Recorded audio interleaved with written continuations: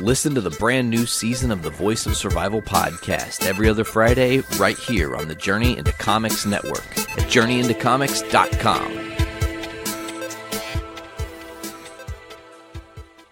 The following is a Journey into Comics. Journey into Comics. Journey into Comics. Journey into Comics. Journey into Comics. Journey into Comics. Network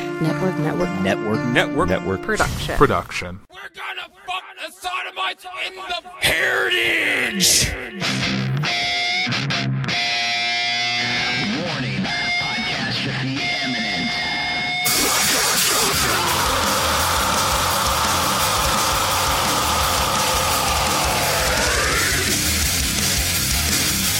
This is Podcastrophe with Nick and Tyler. And Matt coming at you with a fistful of heritage on a podcast where anything goes and there are no safe spaces. This is Podcastrophe. Hey, it's episode 76. I don't have any energy. I know. But we got Alex here. Alex is all the energy. What up? Alex. Am I, though? I'm really not. You're challenged today. Alex Yeah, thanks is for that. the energy. I've challenged you to have energy. Well, it's episode 76. We're here yet another week, and the chat is like already off the hook. It's crazy. Like, we have people from apparently Oregon thinking we're from Oregon. It's like, nope, we're Lafayette, Indiana. Yeah, Andy Ace is like, Indiana? How the hell did I get here? Well, Andy, I think every one of us in this room asks ourselves that same question every morning when we wake up in this frigid wasteland of a shithole called Indiana. Alex, you can have my last zombie dust. Aww. I'm kidding. I love some zombie dust. I'm kidding. I have one more upstairs. Oh, thank you, sir. You know he's got like a little, like this block wall in this basement? Like there's one Andy block says- that's false. Andy says, in my defense, I'm high. That's fair. That's fair. That's fair enough. You can do that there. It's legal there. But he's got one block that the face is false, and he has to like tap on a certain corner and it pops out. And it's just a frigid case or a 6-pack of fucking zombie dust.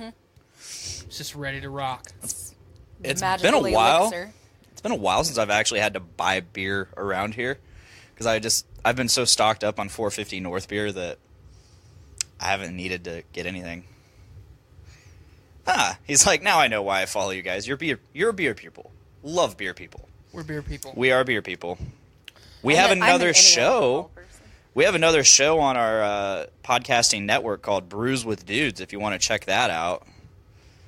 It's only about beer. Yeah, it's literally only about beer. Occasionally they'll tangent a lot into other things, but But it's all relevant. All All they comes do, back to beer. yeah, all they do is taste new beers that they've never had before, and they'll tell you about it.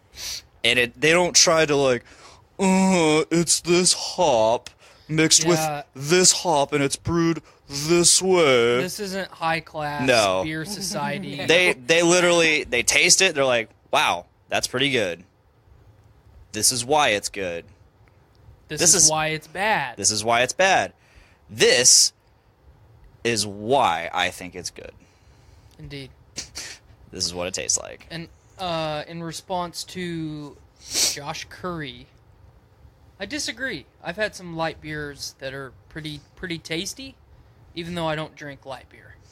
Like Tecate Light. Like Tecate is my staple. If I was gonna die today, I'd be butt chugging some fucking Tecate. Okay, Butt chugging. All right. but Tecate's actually not bad. I don't mind Tecate. I've if never had it. I mean, What are you So- thinking of this? it's pretty good. I like it.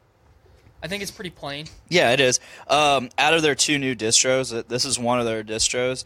The other is Fountain of Juice. I still like Fountain of Juice more, Okay. but this is I pretty obviously good. haven't had that one either, but This is pretty good. The story behind me getting this beer, though. So, 2 weeks ago, my middle brother turned 21. woo woo. He turned 21. He had a rough night. He was only out for 3 hours on his 21st. He started at Harry's Chocolate Shop. That's a. He started That's there. usually where you end. That's what I told him. See, I've always been a big boycotter of Harry's. I just don't like going there. I've never been there. I haven't been there since I was like. I just typically- probably like 23. I just but we typically used don't go end to our campus. nights there. Yeah, that's what everybody's always told me is you end at Harry's. Stacy and I, my friend Stacy and I, were really smart. We would go out to other bars, and it would get to be like 2 o'clock in the morning. We'd go to Harry's. We would eat the free popcorn, and we would scavenge for drinks that people He loves ordered popcorn. and never drank. So we would Nice. just like steal them. Thanks. Nice. Yeah, so he went to Harry's, and then I think he went to Brothers, and then he ended his night at the Cactus, where at some point he decided, I'm going to puke and rally. Instead of going to the bathroom and throwing up in a toilet or something in the God. privacy of a stall, he finds a trash can and throws up in it, and they're like, hey, You don't Get get outta to do that. get out of here. Yeah, we don't allow that around here. So he's like, okay. So next night, my mom visits, and this is the first time everyone's been over here to my new house. Okay. And Logan brings 2 4-packs, one of 450 Nugs, one of Payday. He's like, here you go. And I was like, you just turned 21 and you're buying me beer? Good. What a good brother. I like, For I real, like this guy. I'm digging This it. guy's got it figured out. I bring tribute. Yeah, no, I'm down for that.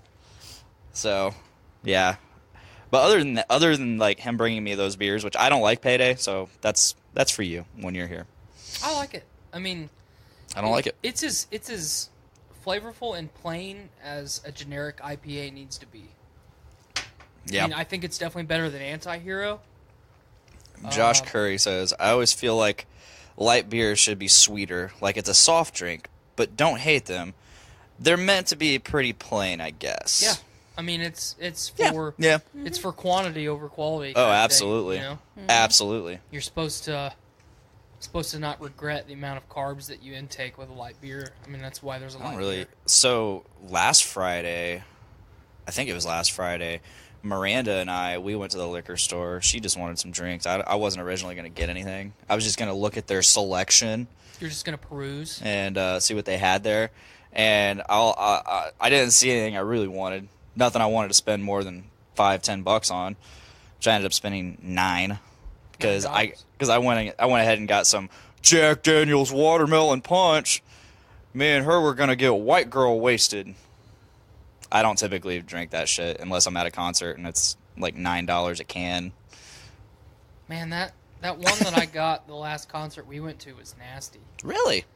Yeah, The down home punch? Yeah, I mean it was gross. I dug that. Like, remember I gave you guys the one that I bought Yeah, that's right. because it was nasty. Miranda said it was gross too. You know what they call a light beer with alcohol content or high alcohol content? Vodka. Indeed. Oh. That's the way I go for the hard stuff. Barbie Stacy says, Alex, why are you so quiet? I am so tired. We're all tired. This is probably going to end up being a shorter show, I but think we'll see we're what all okay with happens. that. Yeah. We'll see what happens. I had a lot of coffee today, and I'm still tired. I think it's this fucking shitty weather. Yeah. I've just had a rough couple nights of sleep, and I've been getting up at 4 a.m. like every day. Doing this team leader shit's really stressing me out and draining me, but 4 a.m. Gotta fuck go. That shit. Sometimes At 4 a.m. I've been asleep 2 hours. I used to have to be at work at 4 a.m. I would so die. I wouldn't. Oh, it was I wouldn't awful. die. I'd kill myself. actually. Sometimes- I wanted to. Sometimes I get up at 4 a.m. because I'm going to the gym. Other times I get up at 4 a.m. because Miranda now has to be at work at 4 a.m. Mm-hmm. So I got to get her kids to the babysitter. Your and kids. Yeah, my kids too. My step The kids. kids. Our children. Our children. Thanks for correcting me, I You're guess. I got to get our kids to the babysitter in Rossville. So I got in order for me to be at my place of work on time, I got to get them to Rossville by 5 a.m. So, yeah. I can't even get myself anywhere on time, let alone children or. Well, it's weird. Like here lately, especially the last couple months, like I get up relatively around the same time every day.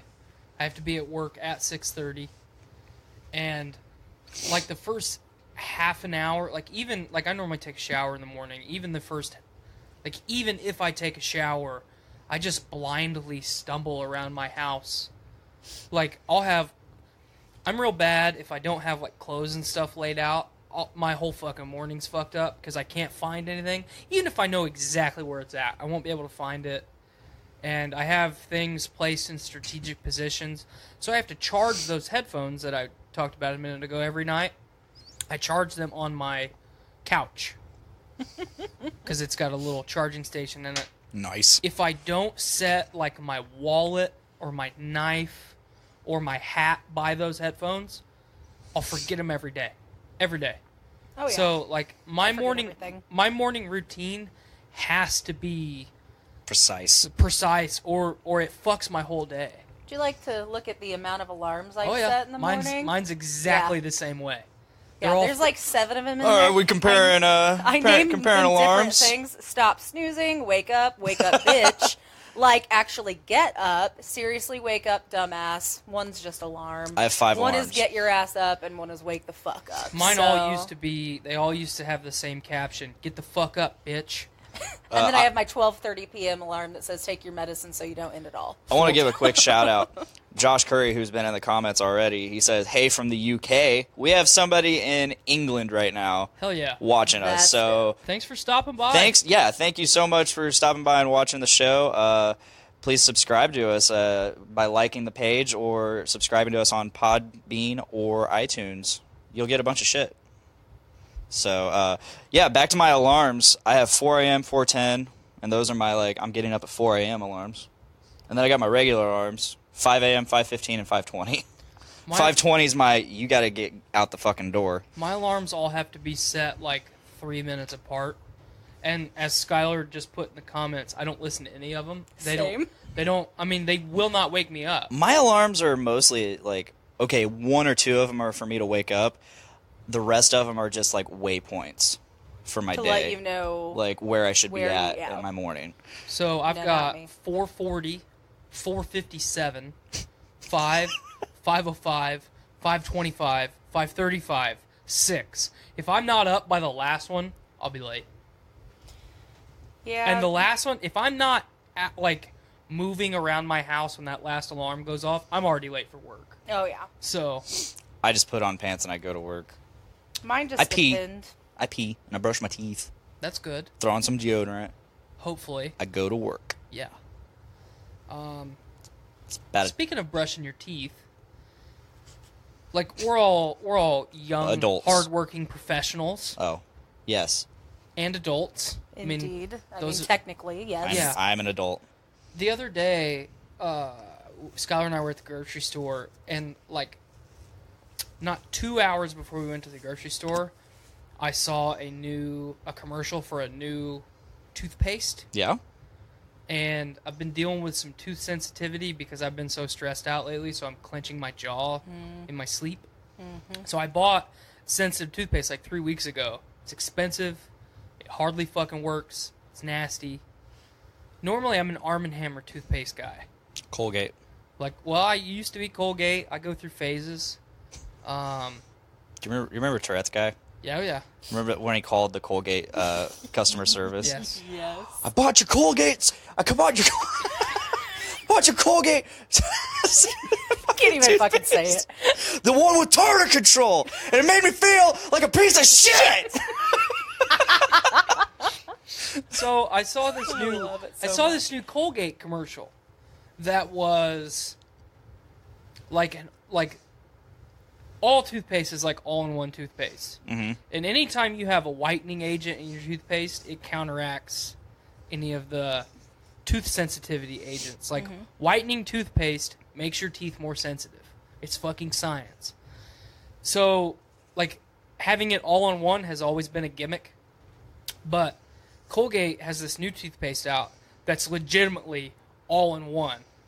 There's whitening agents. There's 10 times the amount of sensitivity agents to counteract the whitening agent. There's all this other shit. So I was I saw that commercial, and it was fucking capitalism in its finest. So it is Colgate. It's Colgate. Oh yeah, I saw Oh, this. yeah. I saw Oh, this yeah. fucking commercial, and I had to have this toothpaste. Oh shit. like it reeled you in. we walked. That's such an adult thing. We walked in fucking Meijer, and the first thing we did was went and hunted down this fucking toothpaste. Nope, You get a cart. Ruby and I are going to the toothpaste aisle because I have to get this toothpaste.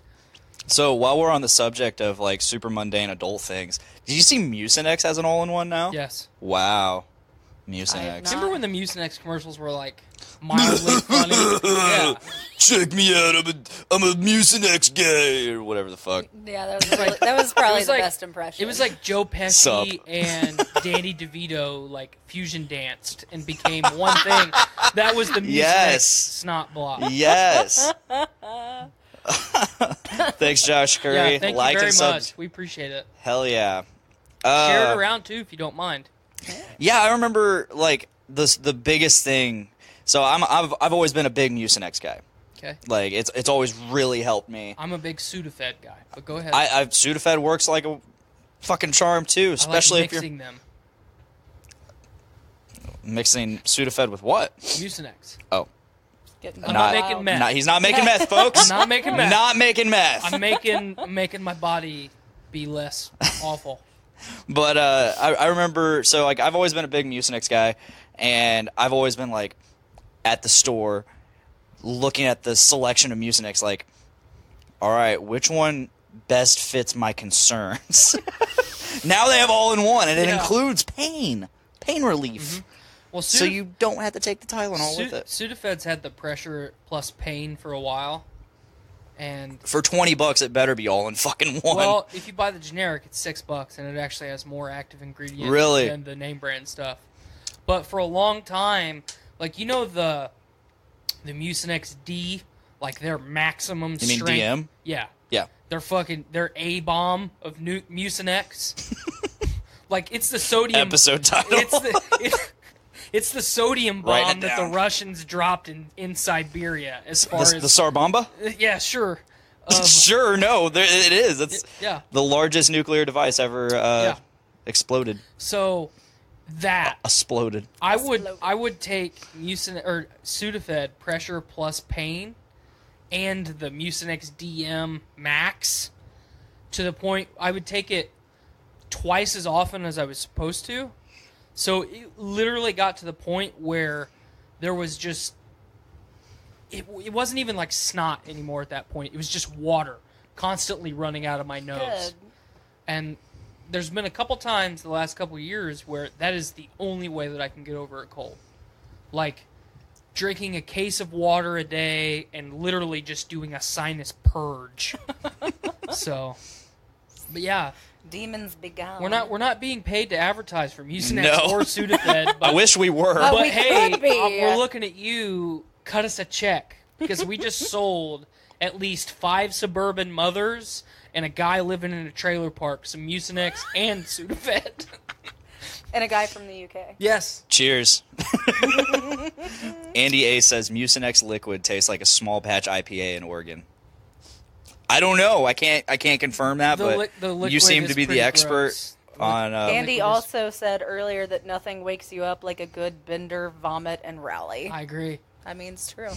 Been there. Like you get your full on second wind after you've had your second wind. So you shouldn't even be alive at that point, but you vomit and you're like, wow, I didn't know that I was here. But I am. It has restored me. Yeah. It's like eating this fucking senzu bean. Do you feel this right now? This energy that we're giving. This is cool because we were all dead, and now we're talking. Exactly. Yeah, we're And feeding off it's each other. it's really cool. It's really cool I how love you that. can This feed. is symbiosis. Yeah, symbiosis. Fuck you, Tyler. No, it's really cool how like you can be just so dead and drained, and all it takes is like one good conversation, or and then all of a sudden you're perked up and you're having a good time. It's mental stimulation, and I think that's awesome. That's really great when that can happen. Like Just at the drop of a hat, too. It's totally spontaneous. oh yeah, that's why when I'm at work, I hang around Brandon a lot because. When he's ready to talk, he'll talk. Well, so and there's some times where I'm just like where he's just not talking, and I'm just standing by him waiting, and he just keeps looking at me like, "Hey man, what you doing over here?" I'm like, yeah, that's what I look like. Cause I'm just standing there.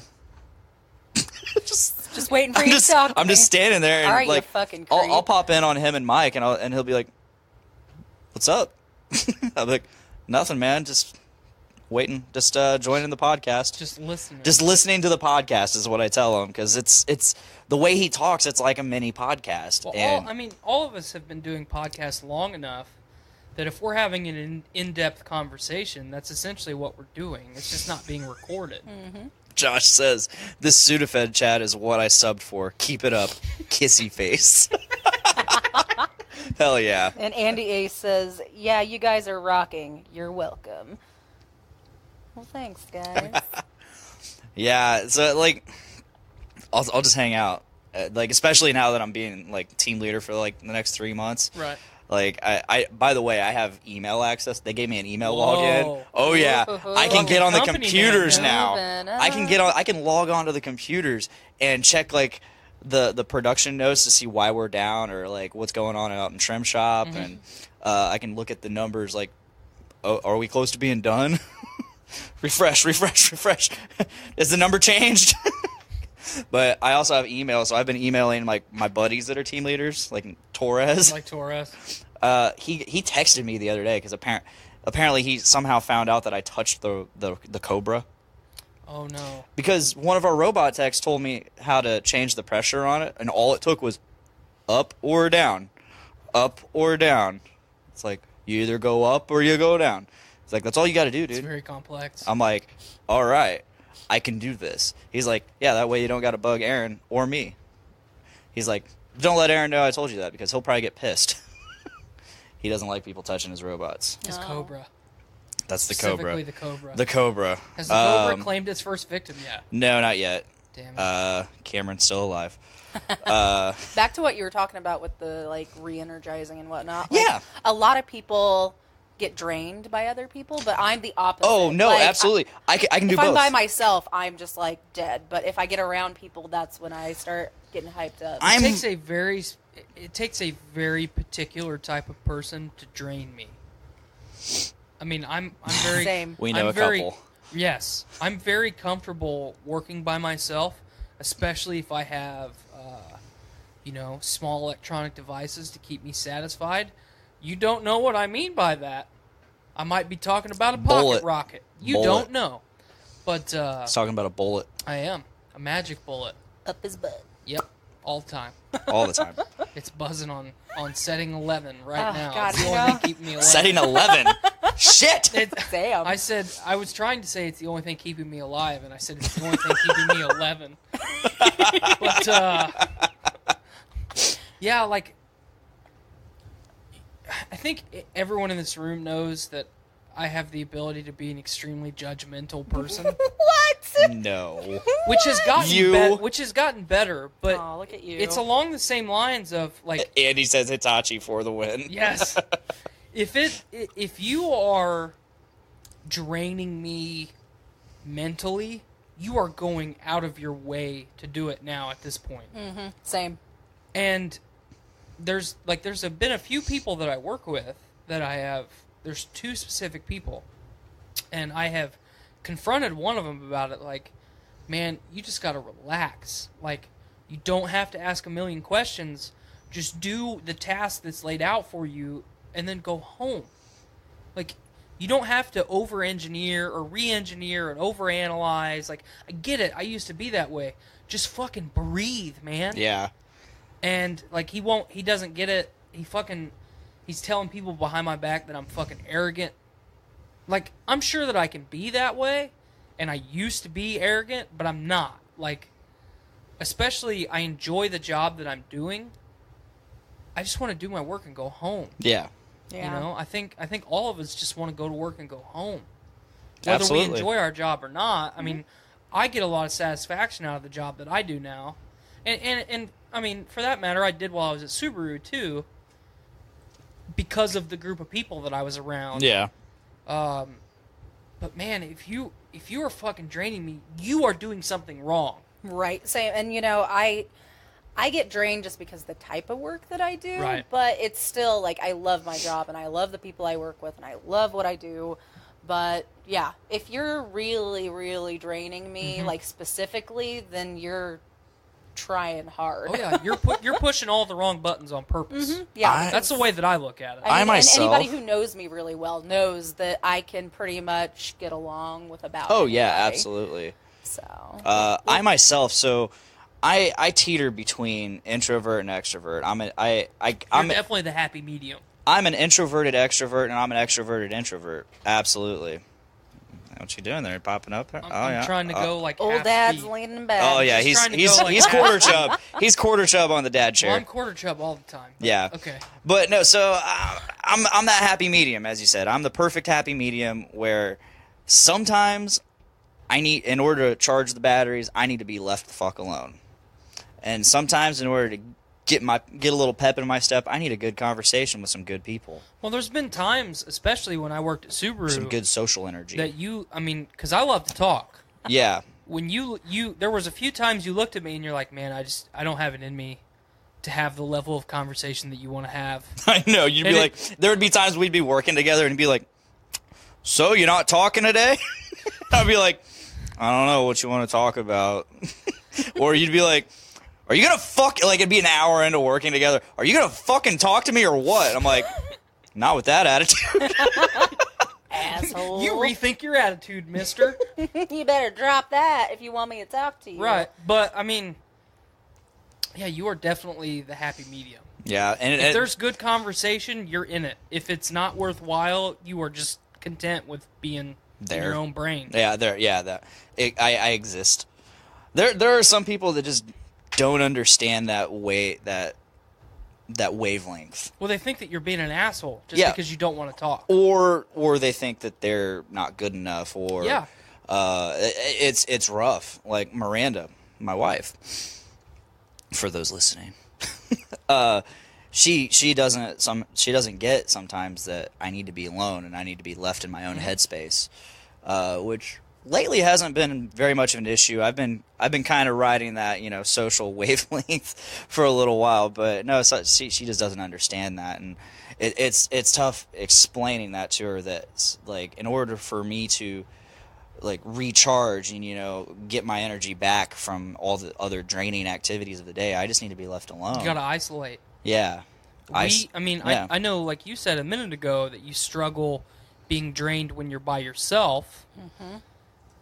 And I'm kind of on the teeter-totter in between, where I really like to be by myself, but there's a happy medium where if I'm by myself for too long, then I spiral the wrong direction. And I absolutely need some alone time. Oh yeah, everybody does. Everybody does. Yeah. I think especially I need it. our generation doesn't acknowledge the fact that You don't have to be with somebody all the time.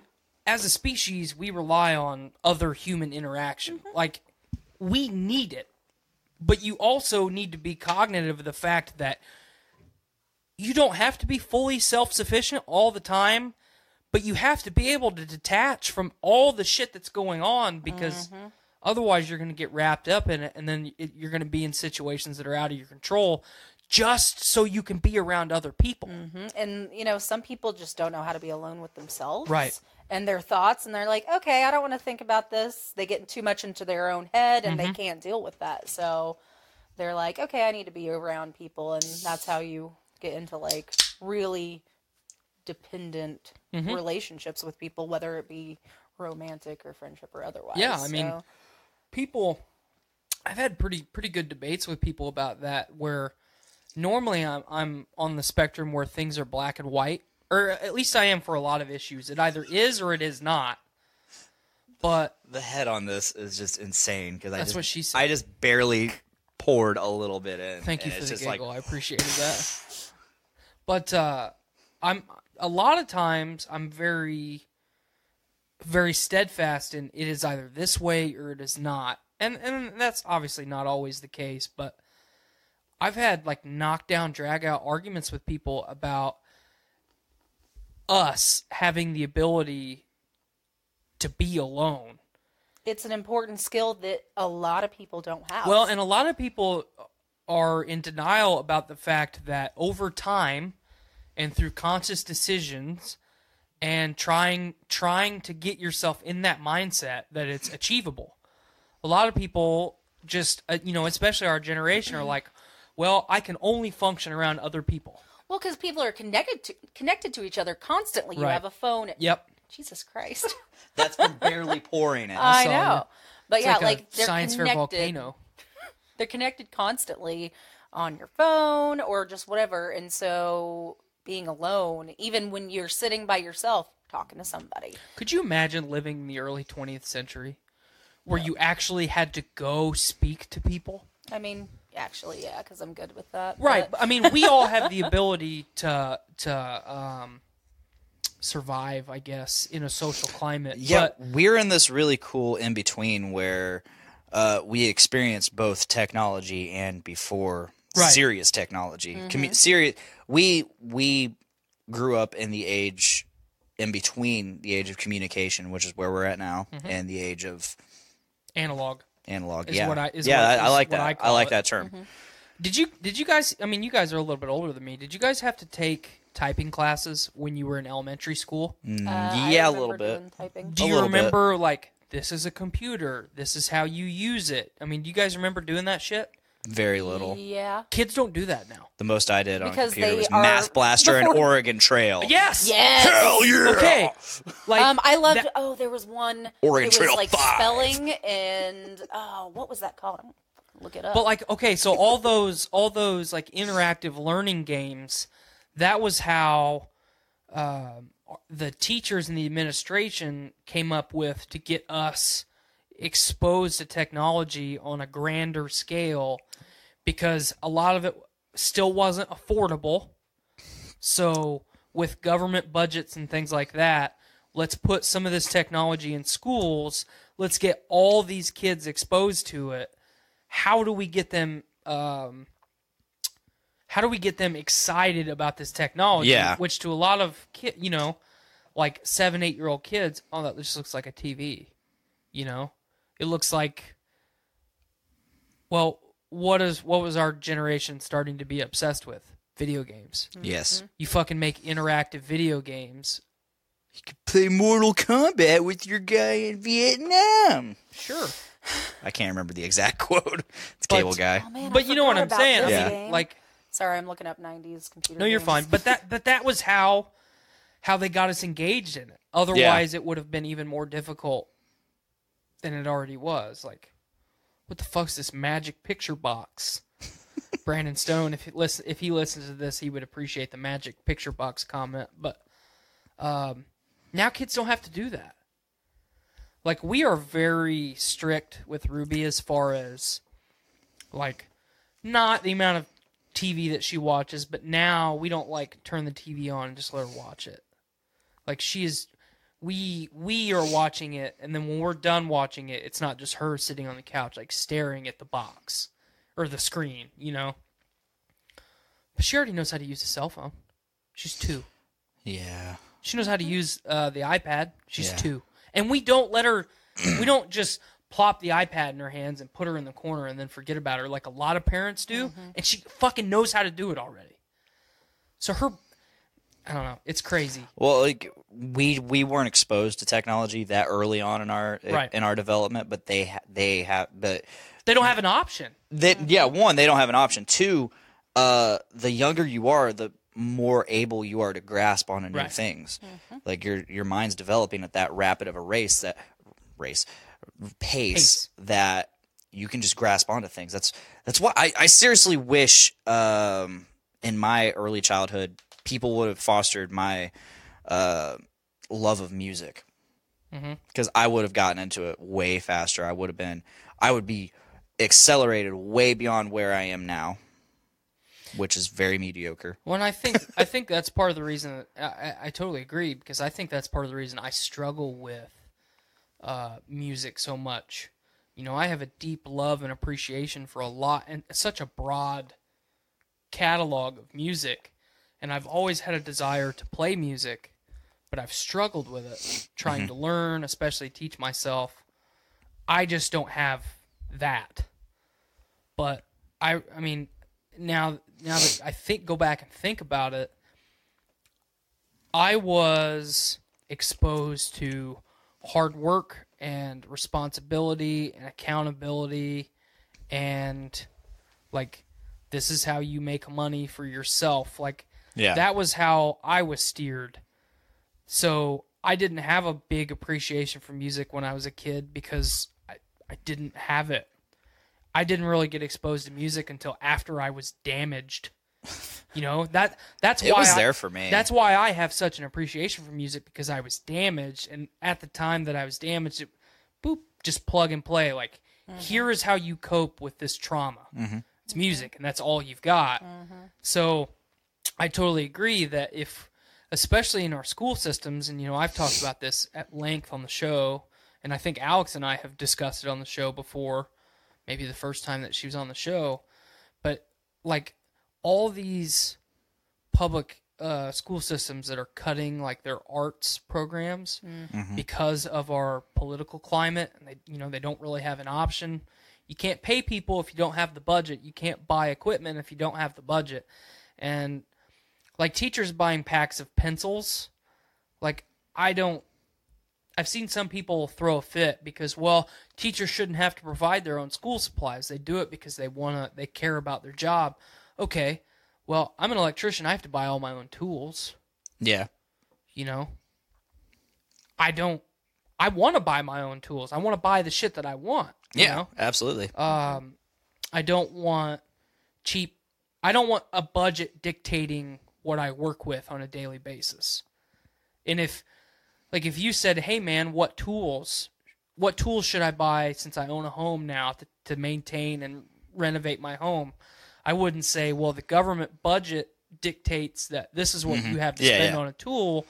Like, that's dumb. So teachers buying minimal school supplies, that's always been okay to me, because that just shows to me that person cares that much more about what they're doing. Absolutely. I feel like almost it should be like you can buy whatever you want, but you only get reimbursed up to this amount or something like Absolutely. I think, education is right, especially in our political climate right now. It's the most important thing that we have. We have education. We have inequalities in America. I would put that at number 2, because if you educate, you don't have as much inequality, because then everyone is being educated at the same level, not standardized test bullshit, actually being educated. Learn it. And actually have people teaching and not just collecting a paycheck. Yeah, teaching, not just regurgitating knowledge. Correct. A curriculum that someone else wrote. Yeah, fuck that. I want teachers that are passionate about what they're teaching. And it's just, you don't get that anymore. Right. That's sad. Well, you don't get that as much. Yeah. Oh, yeah. Because, I mean, I don't know. I know he felt about school about the same way that I did, but I vividly remember the teachers that gave a shit, and I explicitly remember the teachers that did not give a shit. It's really cool that we're talking about this. So I've been going back into the backlog of the Joe Rogan podcast and downloading individual episodes where there's people on there that I want to listen to. And I'm on, I think, the second Neil deGrasse Tyson episode. His episodes are some of my favorite. Oh, they're so good. And it's so funny to hear him cuss. It's hilarious hearing him go, what the fuck you talking about? Hearing him talk, I think I know what you're going to bring up. Hearing him talk about educational reform. Yeah, because it's just mind-blowing. He says we are all born scientists. We are all born and grow up scientists, but at some point a switch flips, and it's because of our educational system. It's because we don't have people teaching, or we don't have people, and this isn't what he said, but this is how I'm going to regurgitate it. We have the seeds have all been planted. We are naturally don't have curious. People tending the crops. Kids are naturally curious, and you have to foster that curiosity. Otherwise, it's going to disappear. Away. You just become a robot. Yeah, absolutely. Don't let me forget. There's more. I don't want to go in detail with Rogan, but don't bring Rogan up again after I finish spieling. Spiel away. But so we need to focus on education. with education, we combat a lot of our inequality issues. And then if we focus on education, that nips the inequality in the bud. Then we can focus on,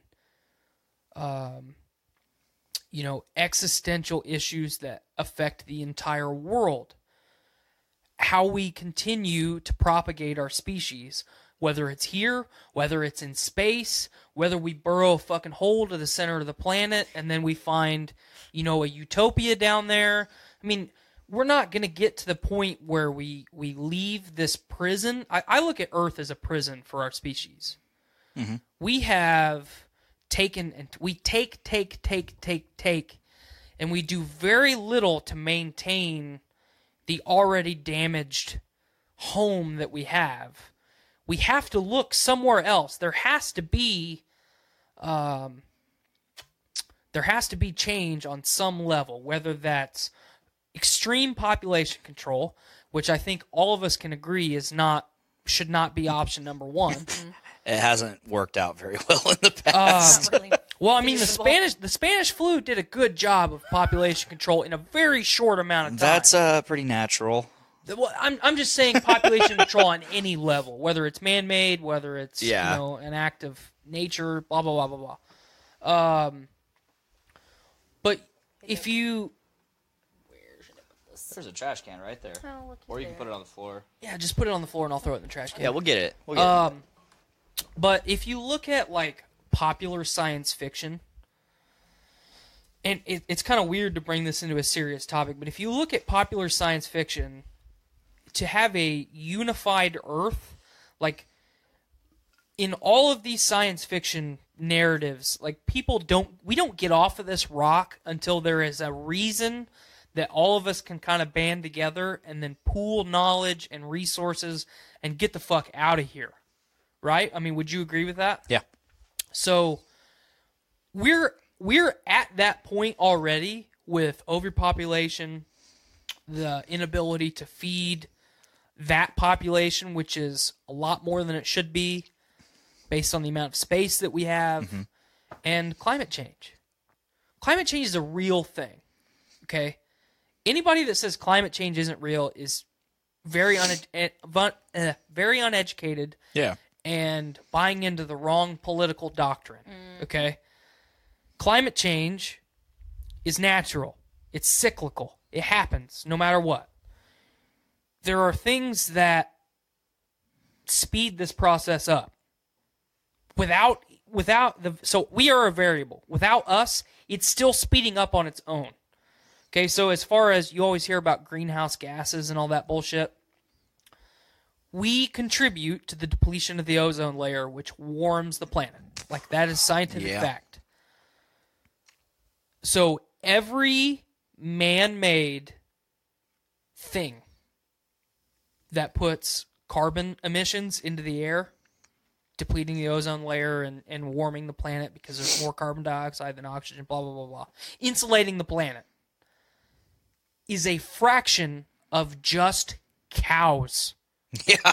The world's I was about to say, farming. The world's population of cows is like quintuple to the power of 10. What's even bigger than that is the Earth's natural gas deposits. Yeah. Every swamp, every bog, every geyser is constantly putting carbon dioxide, methane, naturally occurring butane, all these gases into the atmosphere 24 hours a day, 365 days a year, and has done it since the planet was fucking created. Yeah. Yeah. We can't control that. That is out of our hands to control. So, yes, minimize your carbon footprint. Every little bit counts to prolonging the amount of time that we have to spend here as a species. We need to be focused on getting the off, fuck out, getting out of here. And we have not had the event on a global level to unite our species to where we're not Americans, we're not Europeans, we're not Africans. We're just people. We're just people. We're humans. Get the fuck out of We here. need to have Human. We need to have that Bill Pullman Independence Day speech, Yeah. which is an epic fucking speech. I love that speech. I love that movie. Fucking 97. Hell yeah. Yeah. God, they ruined that franchise with the second movie, but I like the second movie. It was don't not think I ever nearly as good. I don't like Liam Hemsworth, so Yeah, I never saw it. Okay. he's just a he's a He's a discount Chris Hemsworth. he's like a Family Dollar version of Chris Hemsworth. Yeah, exactly. and then there's Luke Hemsworth. What is it? Luke Hemsworth? Yeah. Yeah, I don't even know him. I can't remember fuck what he's is been. that? There's a I wasn't third. gonna say There's like a third Hemsworth. There's a third It's Hemsworth. like the younger they get, the more they're like the Baldwin insignificant. brothers. They just keep multiplying. They're all hermaphrodites. They just divide. But I wasn't gonna say like Dollar General, because I fuck with Dollar General. Okay. Like, Okay. they've got some good quality materials. And some not so good. Not good, but if you need a bag of Doritos, hey fam, we got you. We got You want some Pop-Tarts that are actually better than name brand Pop-Tarts? really? We got you. Hey, Clover Valley provides. I just want to say my dad works for Frito-Lay, so I got name brand Doritos at any point I want. That's fair. I mean, generic Doritos are still technically name brand Doritos. They're just packaged different. But I got PepsiCo, Frito-Lay, fucking Doritos. I got capitalism's what I got. Yeah. My ex's mom works there, so whenever I was with him, she'd send us home with like bags full of chips. Oh yeah. I That's remember pretty growing dope. up, my dad would bring back giant boxes full of like the snack size. We survived. Bags. We survived on party flavored snack mix for 6 months. Party flavored. Party What does a flavored. party taste The like? bold and spicy. It's a party in your mouth. My mom put on there that I am amazing. Thanks, Mom. I saw that We earlier. agree that she is Marilyn amazing. Taylor. That's my why she's mom. here. Wow, like it's been quiet for like maybe 10 to 20 They minutes. got bored with And our education like, talk. Andy Ace just pops in. Frito fucking Lay's the best. Y'all never made a Frito pie. Absolutely, my man. I'm glad. I mean, I've noticed. So on Facebook it says the viewers have been. It's been like 6 viewers like this entire time. Now it's down to 3 now. Wonder But who it was. I don't know, saw a but couple so of my we've friends had pop some- on there. we've had some I consistent saw viewers, and I Barbie like that. and That's Emily. more than normal. Right. And I'm digging it. It's because I'm here digging and it. I shared it, and I'm. I super appreciate it so much. popular, So Fucking Josh Curry's He's still still here. here. And Andy. fucking hanging in there. you guys, we appreciate you. I wonder if they came from like so we have this new show, Happy Fun Metal Time. I saw that. With Nick and Dick, and so Nick is also the host of Brews with Dudes and Dungeons with Dudes. Is it Dungeons with Dudes or Dungeons and Dudes? Dungeons with Dudes. With Okay. dudes. So like him sharing something, because he already has the Doom Room and his bands and all this. He's got like so many friends, and he belongs Nick is to the promoter guy. he is the promoter. So Mm-hmm. when he shares something, people watch. It means shit. It means shit. So like I wonder how many people like got brought over to Podcastrophe just because we did the very first episode of Happy Fun Metal Time. Mm-hmm. Which, by the way, is every other Saturday live. Right here on Podcastrophe. Actually, no, it's on the Happy Fun Metal Time. We had it. So we had a Nick and Dick page, and when we decided to just go ahead and do this metal show, I was like, Nick, do you want to just, instead of making a new page, do you want to just repurpose the Nick and Dick page? So we have this page that had like 89 followers. And suddenly they're just being bombarded with real content. Now you can do like a For the longest time, it was like maybe Nick and I would take a selfie together every few years. right. Nick and Dick review household cleaning products. Like just bombard that page with shit like that. Like I can just picture you and Nick sitting around a table, like getting real ASMR with it. Oh, yeah? really, really fucking going balls deep on reviewing a bottle of Palmolive dish soap. I would love. Just balls deep. This is Cecilia Christie says Dungeons with Dudes sounds kinky. this is Alaskan Mountain Breeze. Hold on, let me do this. This is Alaskan Mountain Breeze. You just went like Sir David Attenborough with it, and I'm okay with that. Yeah. Well, the whole point of ASMR is to, have this really calm voice. Right. I'm sorry, my voice can't be calm. Just be relaxed. I've always inflection. It's got to be a constant static tone, and it's to relax people. I've been told that when I try to do that, I sound like I should work for a sex talk line. Ooh. So yeah, by multiple people who don't know each other. So. I have a text from Dave Linder. He goes, "Dick." Yeah, that was it. That was it. Hi, Dave. And he says, "My safe word is bourbon barrel aged imperial stout." Have you heard of Dark Lord? It's amazing. That's a mouthful for a safe word. Yeah, that's quite a safe word. It's just to prolong. It's to get that last. Just to get that last little bit in there. Absolutely. So, as far as I reminded myself, I wanted to keep telling you Rogan stuff. Yeah. Yeah. So you're going through the backlog, which is essentially still what I'm doing, because he's got over 1,000 episodes.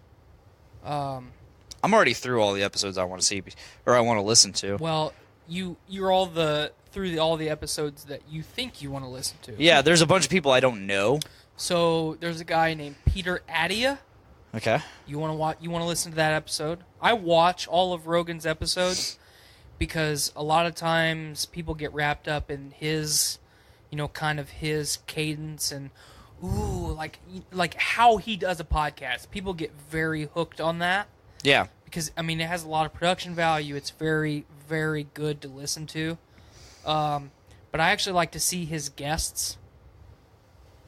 Like, there's been a lot of guests that he's had on that are spewing bullshit, and sometimes he calls them out on it, sometimes he doesn't. It just depends on the individual. But I like to see how that person is sitting in that chair. Like, if you watch the DeGrasse Tyson episodes, I haven't seen that one yet. Well, any of them, There's multiple. Yeah, he's been on that show multiple times. Okay. A couple times in the 800s. He's been on the show like 6 times now. I'm listening. But if you actually sit down and see how enthusiastic he is while he's explaining something to Rogan, or while Rogan is explaining something to him, for me it makes it that much more enjoyable to watch. Now, of course, I like to listen to it because I do it while I'm at work, but Peter Attia is one that you want to listen to. David Goggins.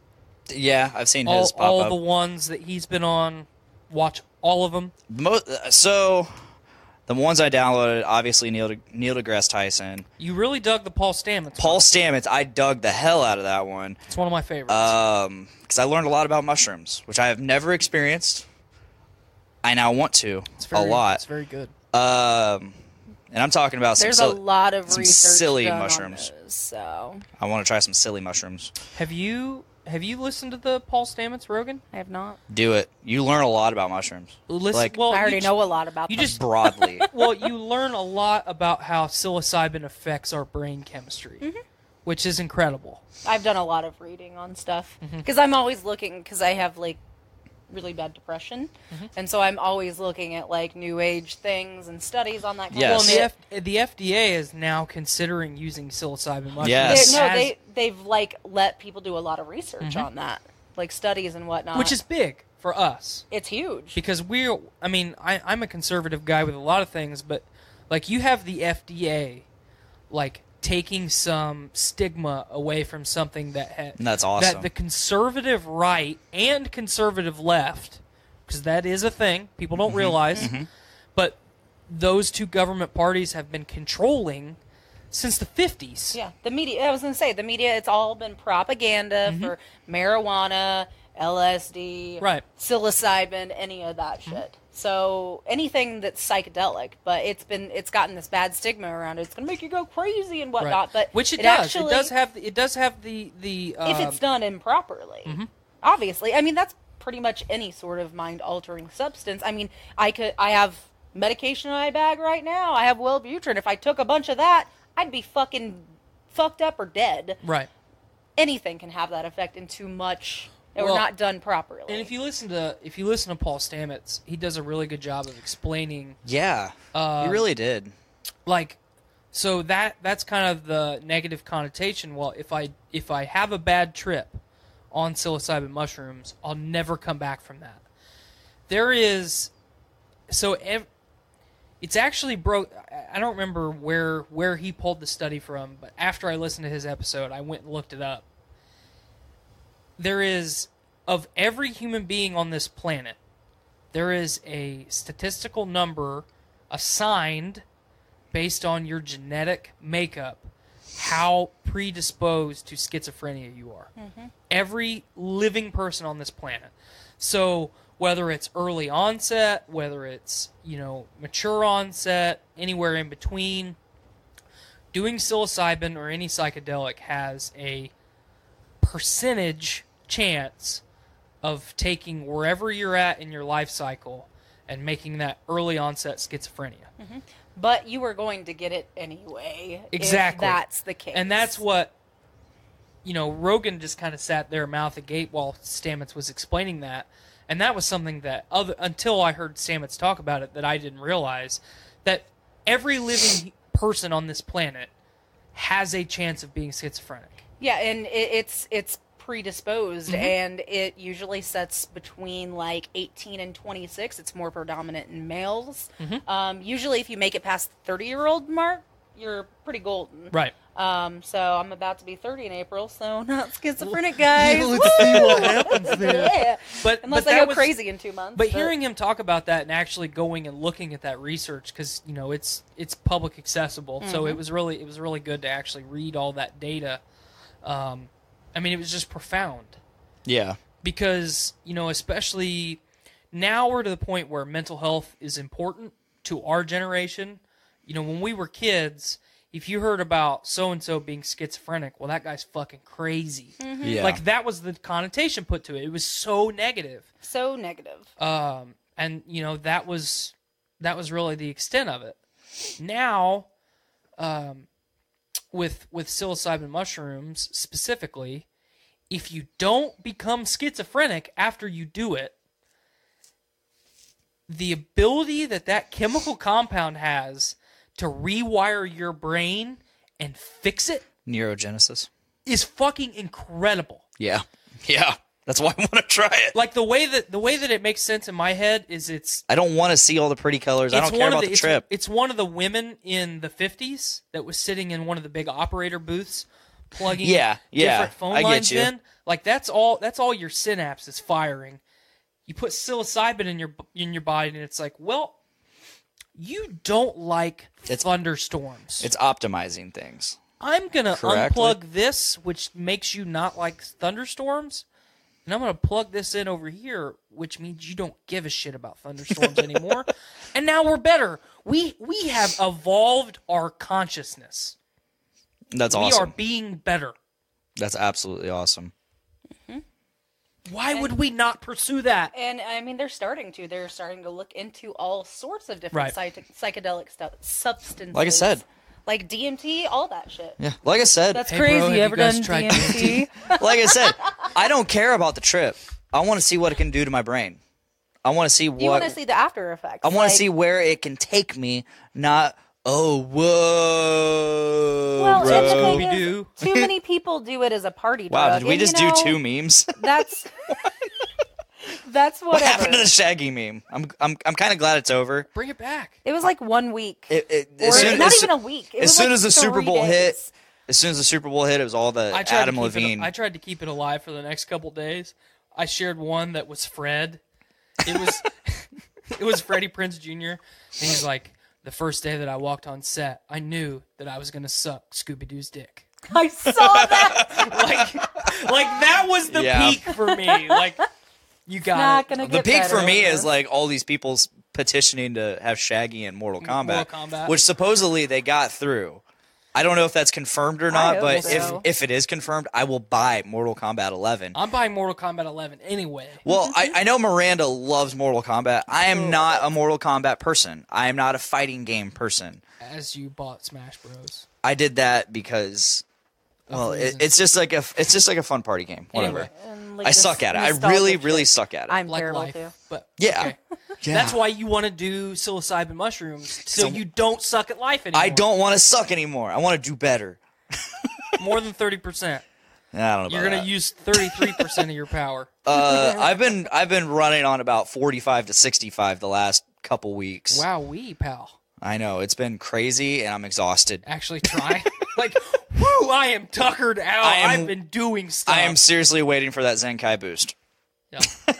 You gotta approach death before you can get that. But back to serious mushroom talk. Hearing, like, one of the reasons I really put a lot of faith in Paul Stamets is, like, he is the fungus guy. Yeah, Like, that's what he studies. there are very few people on this earth that are approachable enough and have the same level of Paul Stamets as far as knowledge goes that he can speak to you and you can understand what the fuck he's talking about. Yeah. Because when you, like, people don't realize, like, ooh, there's mold in my house, or ew, there's mushrooms growing in my yard. Like, there is fungus. There is more fungus on everything than there are bacteria. There's Like, spores everywhere. Bacteria can't survive. Life cannot survive He just changed 3 times. without fungus. Bacteria, life.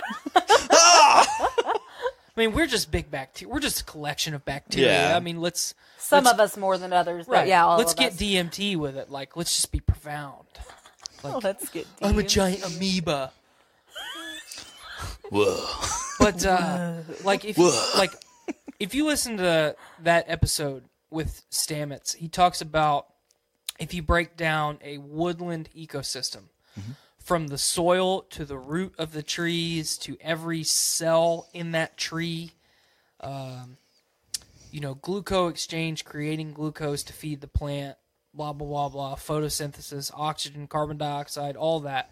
Like, it is all hinging on the fact that there are certain breeds of fungus that attach to the roots of these giant trees. And then symbiosis with that tree, they survive, the tree survives, they die, the tree dies, another fungus comes in and cleans it all up. And then more trees come up after that. And it is the perfect cycle. Why don't we talk about that? We learned about the fucking mitochondria being the powerhouse of the Powerhouse. powerhouse. But like we don't ever talk. I mean, not that we don't ever. We briefly touch on in biology and higher level science in school about how fungi or fungi or however you want fungus, the fungus among us, how pivotal and important it is in the entire world's ecosystem. Yeah, I don't remember shit about that. No, very very little. No, It's they don't barely teach you that at touched all. on.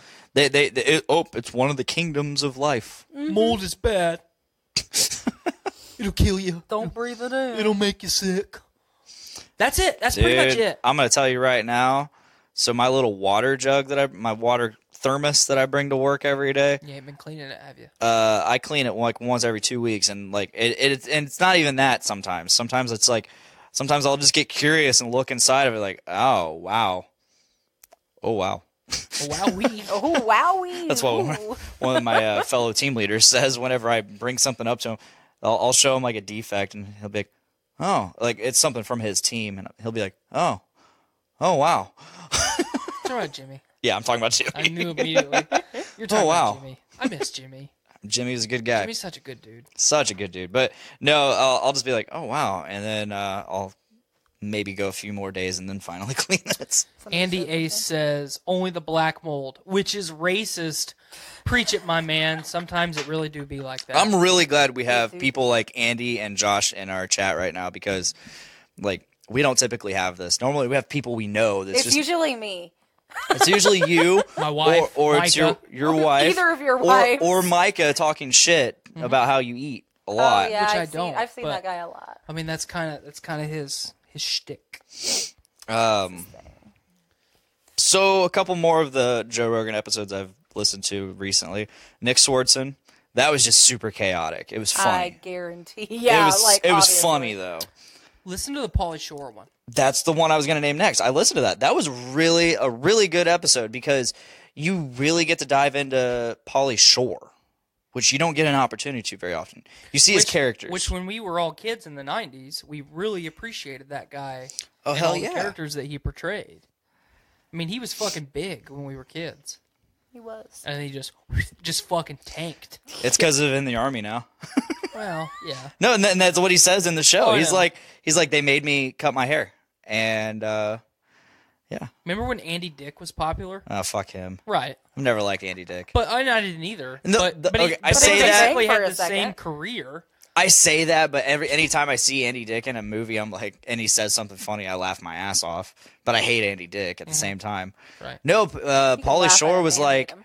it was really interesting to hear this part of the show where he was like, 'cause I guess Joe asked him if he was happy now, like, or something along those lines, and Pauly Shore was like, no, man, like, I wish it was still then because I was just not because I was famous or anything. I was just having so much fun, and everything's just so real now.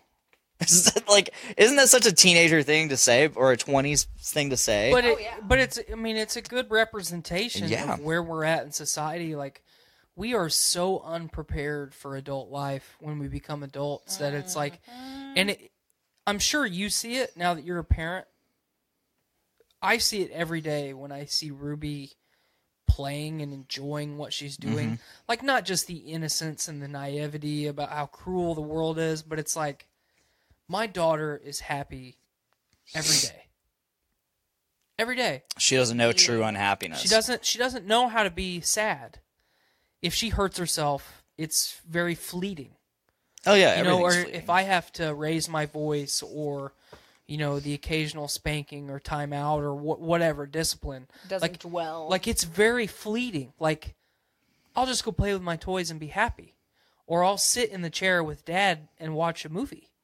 Like, it's happy all the time, and it's hard for me sometimes to watch it because I was unhappy for so long, and I was so depressed, and you couple crippling anxiety with crippling depression and high speed life. Like, we all understand this, yeah. all too well. and you're trapped in the hamster wheel that when you stop running, the fucker keeps spinning. And then you hit your head. Yeah, Oh, and then you like, get Yeah. and then you Yeah. get way. the fuck beat out of you by life. And then, you learn and you become calloused, but I mean, the issues are still there. They don't get fixed until you try and fix it. But it's hard for me to watch her. Like, for a long time, it was hard for me to see other people happy because I was so miserable. And the only way that I was happy was making other people happy. Yeah. Like, you and I have talked about this before. You understand that. But yeah, it's so precious. A children's happiness. And when I was listening to Pauly Shore say that was the only thing I could think of. Like, man, he was just a big kid. Oh, absolutely. Like, he was just a big, happy kid. All right. Can I share a quick anecdote in parenting? This happened your literally show. last night. Go ahead. So this might make me look bad. I don't care. You always look bad. So last night I just think it's funny. I told Cameron this today and he just laughed his ass off. Well, like he is like a big dumb Pauly well, Shore. this Cameron was like, that's fucking gold. Like there's like a negative side to this story, and that's all on me. But so Maverick, my stepson, Nazira is at the kitchen table doing her homework. Kindergartner. Isn't and it has- fucking sad that kids have homework? So that I young? had zero homework in kindergarten. Zero.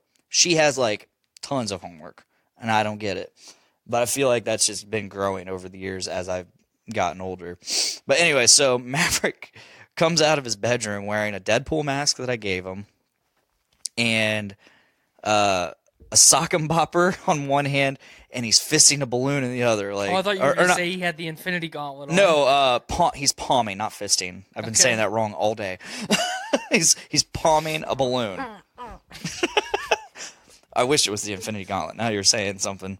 But he comes out of his room and goes, ah! And he just full charges into the fucking dining room and then kitchen.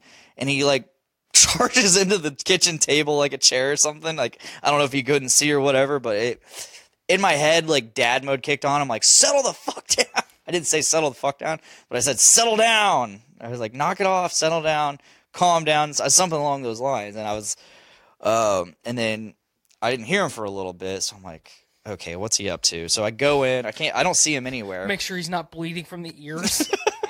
So I don't know where he's at. I go into our master, quote unquote, master bedroom or bathroom. Miranda's she's taking a bath. She's relaxing. I'm letting her relax. Stuff. I'm letting her relax. She doesn't get that very often. So I go into our quote unquote master bathroom, which has no bath in it or anything, and it's dark. And I just know Maverick's hiding somewhere. So I turn on the light. No, I didn't even turn on the light. I just look behind the door, and there he is. And he just starts crying. Like, he's in trouble. I'm like, in my head, I'm like, you're not in trouble, but just calm down. And he just looks at me, and this is his thing. Whenever he's in trouble or he's not getting his way, You're he goes, being mean. no, I don't like you. That's what he says. And I've been trying to break him of that.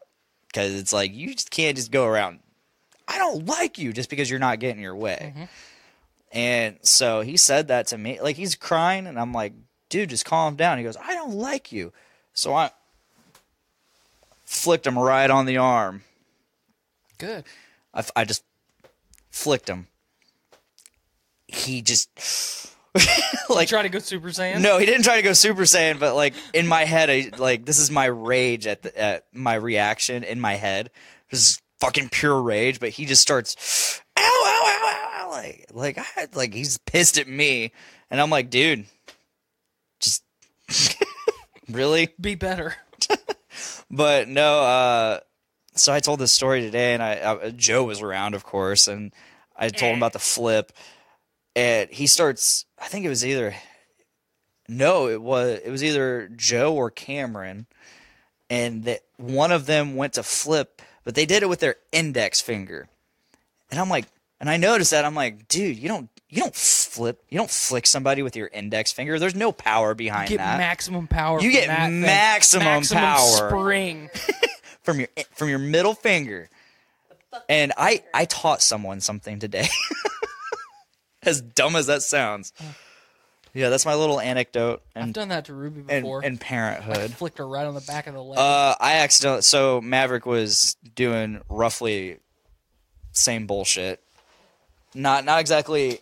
He was acting up, and he was on the couch, and he just made like a mean face at me, and that's what he does when he's not getting his way or he's getting pissed off, and he just like scrunches his face off in the most pissed off look, and I'm like, oh hell no.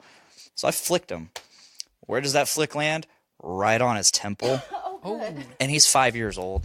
That's not good. Yeah, that's a good place to flick somebody. I immediately felt like terrible, and Miranda was like, hey dude, like, I know, like, okay, but not on his temple. And I'm like, it's just where it landed. I didn't mean to. Collateral damage. Yeah. Derek Evan Relaford. I get mad at my kids when they get hurt because it's usually their fault. My instant reaction is, I told you to stop that, instead of, are you okay?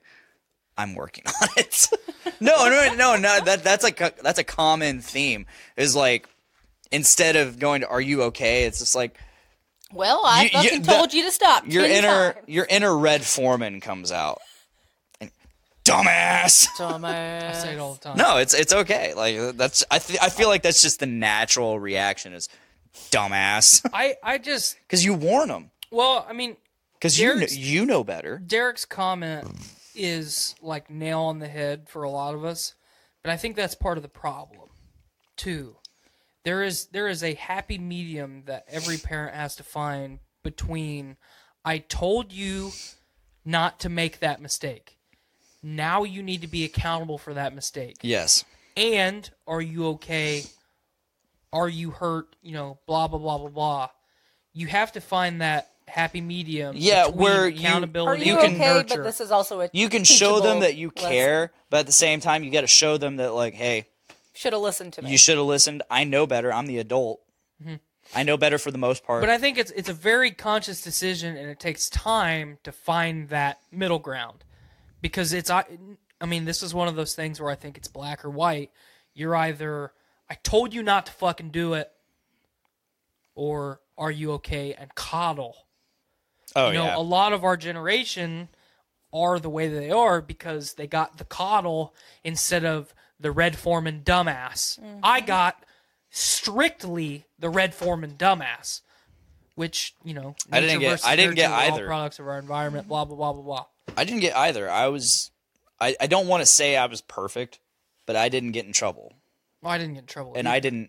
I didn't do anything to get any stern reactions. I just knew better. I was just mouthy. That's my biggest thing. Me too. And like Imagine that. Right. Us mouthy. Yeah. Never. a lot of people can just say, "Oh yeah, I just knew better," but no, not a lot of people can actually confirm it with their parents or grandparents or the people that raised you. Everyone in my family has been like, "Yeah, dude, you were chill." Well, I got shit like, boy, don't jump off that building. And then I jump off the building. Ow! Dumbass. Like, that was how it went for me. Like, Learning through dumbass. did you just tell me not to do something? Fuck you, I'm gonna do it. Yeah. Like earlier, you were talking about your wife. Like yeah. my beard. Like, that's 90% of the reason I shaved my beard. Told me I wouldn't do it.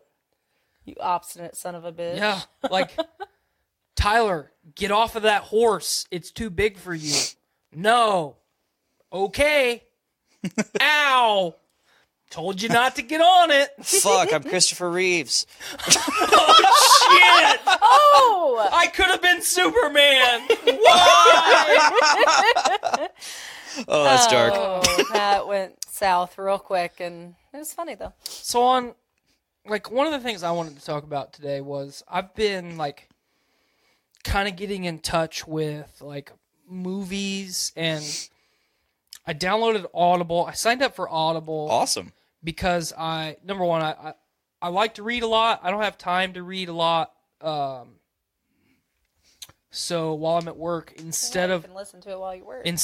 just listening to podcasts or music, now I'm into audiobooks. But I was like, man, I really want one genre of fiction right now. And it's space survival horror. So if I say space survival horror, the first thing that should come to anybody's mind is Alien.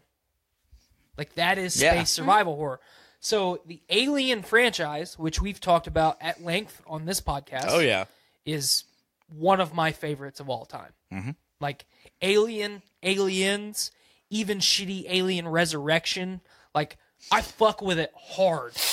I think it's hilarious that he skipped Alien 3. Alien 3 doesn't exist to me. But But he fucks with it hard. I fuck with it hard. Hard. The other day, this weekend, not only did I have a Hunger Games movie marathon, but I watched Alien and Aliens. And, it was almost that, surreal, I'm a kid again. Yeah. I obviously didn't get the opportunity to see, Star Wars or Alien or Terminator 2 in theaters, but we're in that happy medium generation where I saw Star Wars in theaters. The original 3. you did not see Star Wars. Okay, I in saw the special 1977. editions. Okay, I saw the special editions, but I I got the experience in a theater, though. right, That was cool. but not in 1977. Oh, fuck no. I wasn't That's alive. what I'm getting at. Not even thought of. Late 70s, early 80s, you had Star Wars in 77. You had Alien right behind it. Where was Jaws? Jaws was a big one. Jaws was before Star Wars, I believe. Is that 76? Star Wars is 77.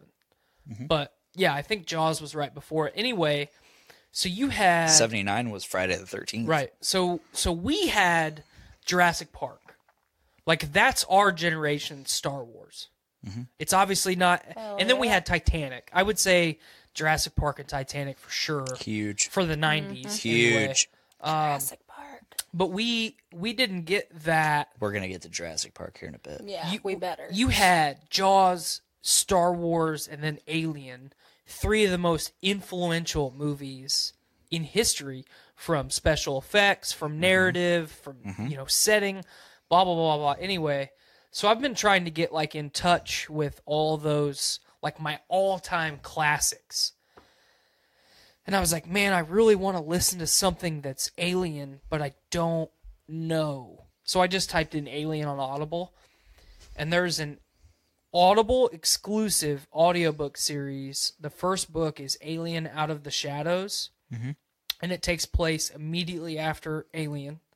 It's got Sigourney Weaver, or not Sigourney Weaver, but it's got Ripley in it. And that the audiobook was about 5 hours long, so I listened to the whole thing consecutively, like chapter after chapter. I just listened to the whole thing straight.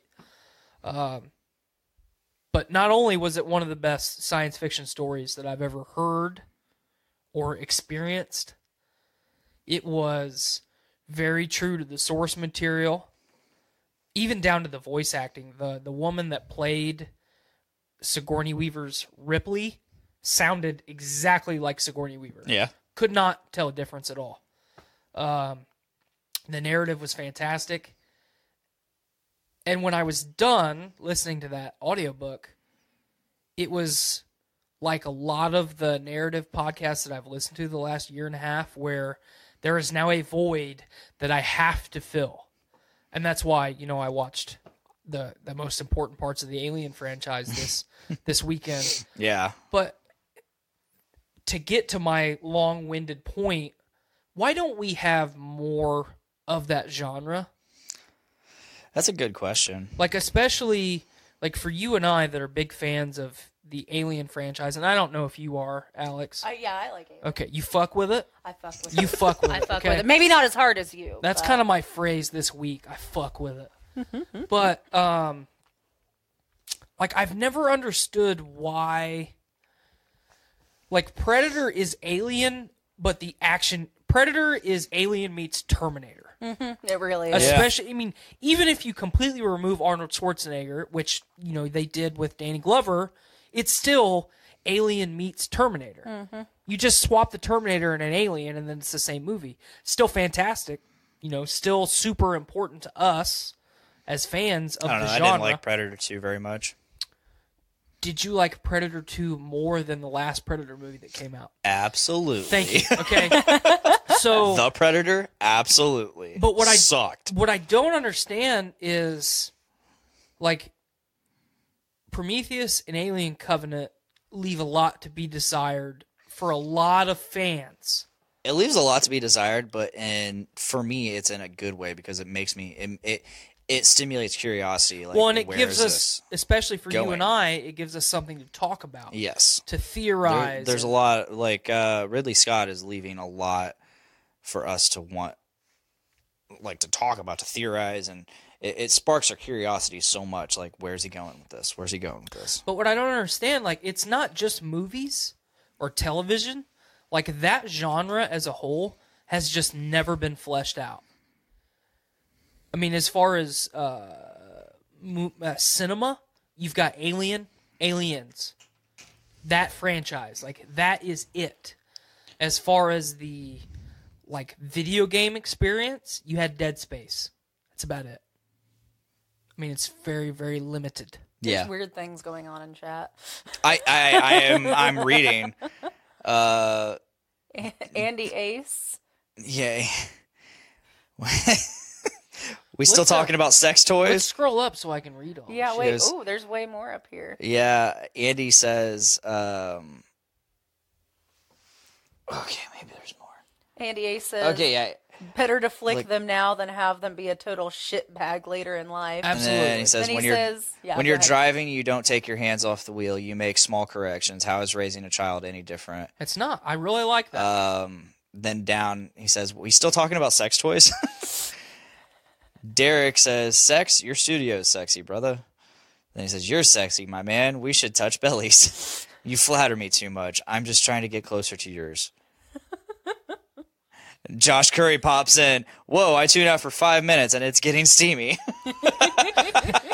Yeah. Dive in this hot tub, man. It's hot and spicy. Oh, yeah, definitely. Hot and spicy. Ooh. But yeah, I don't. I mean, back to the topic. I don't understand why this genre has never been tapped. I don't know either. Like, do you think it's just because people don't want to compete with Alien, or do you think it's people don't want to compete with Ridley Scott and James Cameron? That's the only reason that I can think of. Especially now that Disney is in the process of acquiring this franchise. Like, back on Nerds of the Round Table, when we were talking about the very beginnings of the Disney Fox acquisition, we each brought something around the table, and my question was, where do the Alien and Predator franchises go after Disney acquires these properties? And everyone around the table was just kind of like, and Disney has went on record saying that rated R things that are consistently rated R, they're going to keep rated R. So if Disney makes a Deadpool movie, it's going to be rated R. Like, they are going to keep that, or they're going to keep the precedent that's been set. They fucking better. Well, and my thing that I brought up on the Nerds of the Round Table was, if you're Disney, do you keep Ridley Scott around? I think that you can't afford not to keep Ridley Scott around.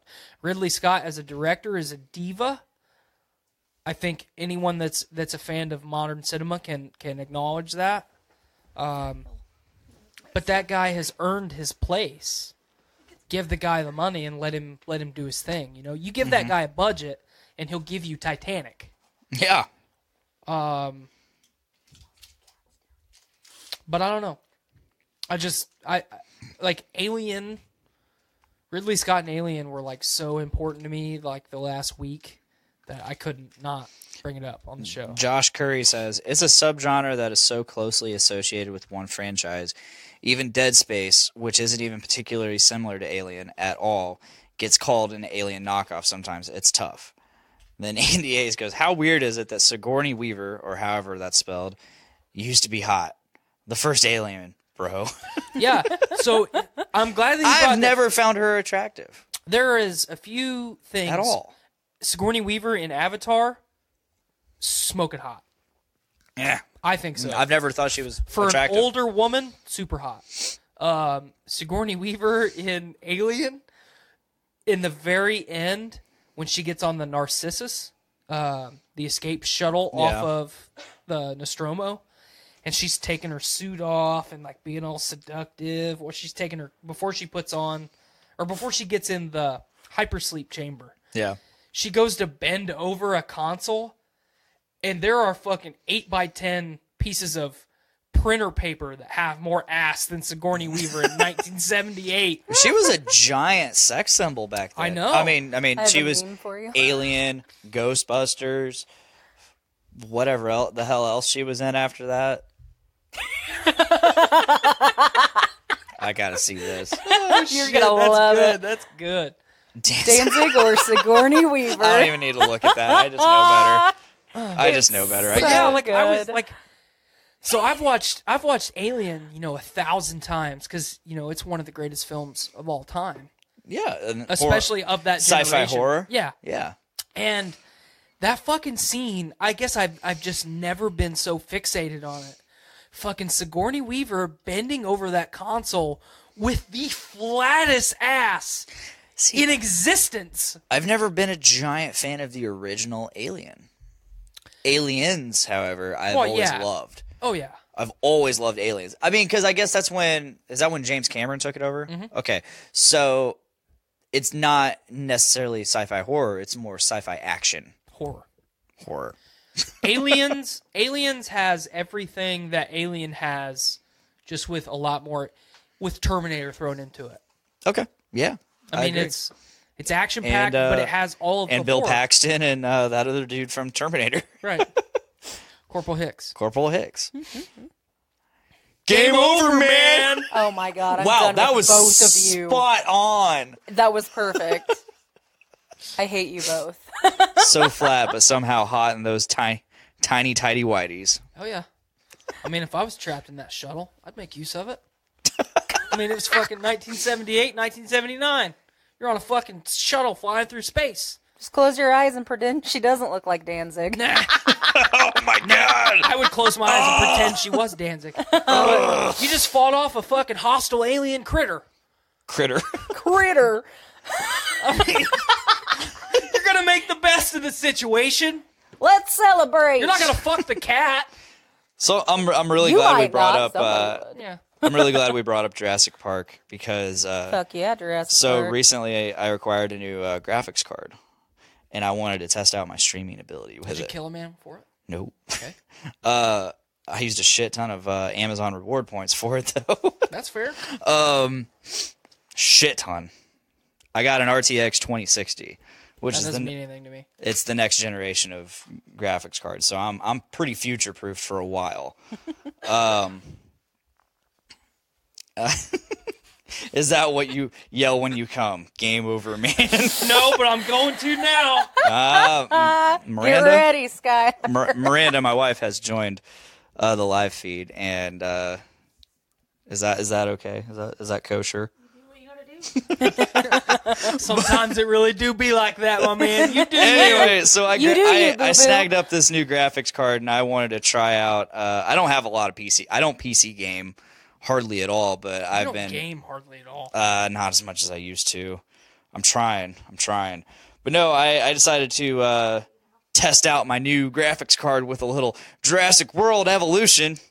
I put all the settings on high. Did you max them all out? I maxed the fuck out of it, and I streamed it. If you've been paying attention to the Podcastrophe Facebook page, Twitch page, YouTube page, I've been streaming Jurassic World Evolution on it. No, I did not. Yeah, she was shoveling snow Why while are I you did such a this. sack? Okay. First of all, I didn't even know she was home. So Gender Oh, okay. equality. Well, if I gotta then- shovel snow, you guys should have to shovel snow. I pay people to shovel my Oh, I'm snow. sure.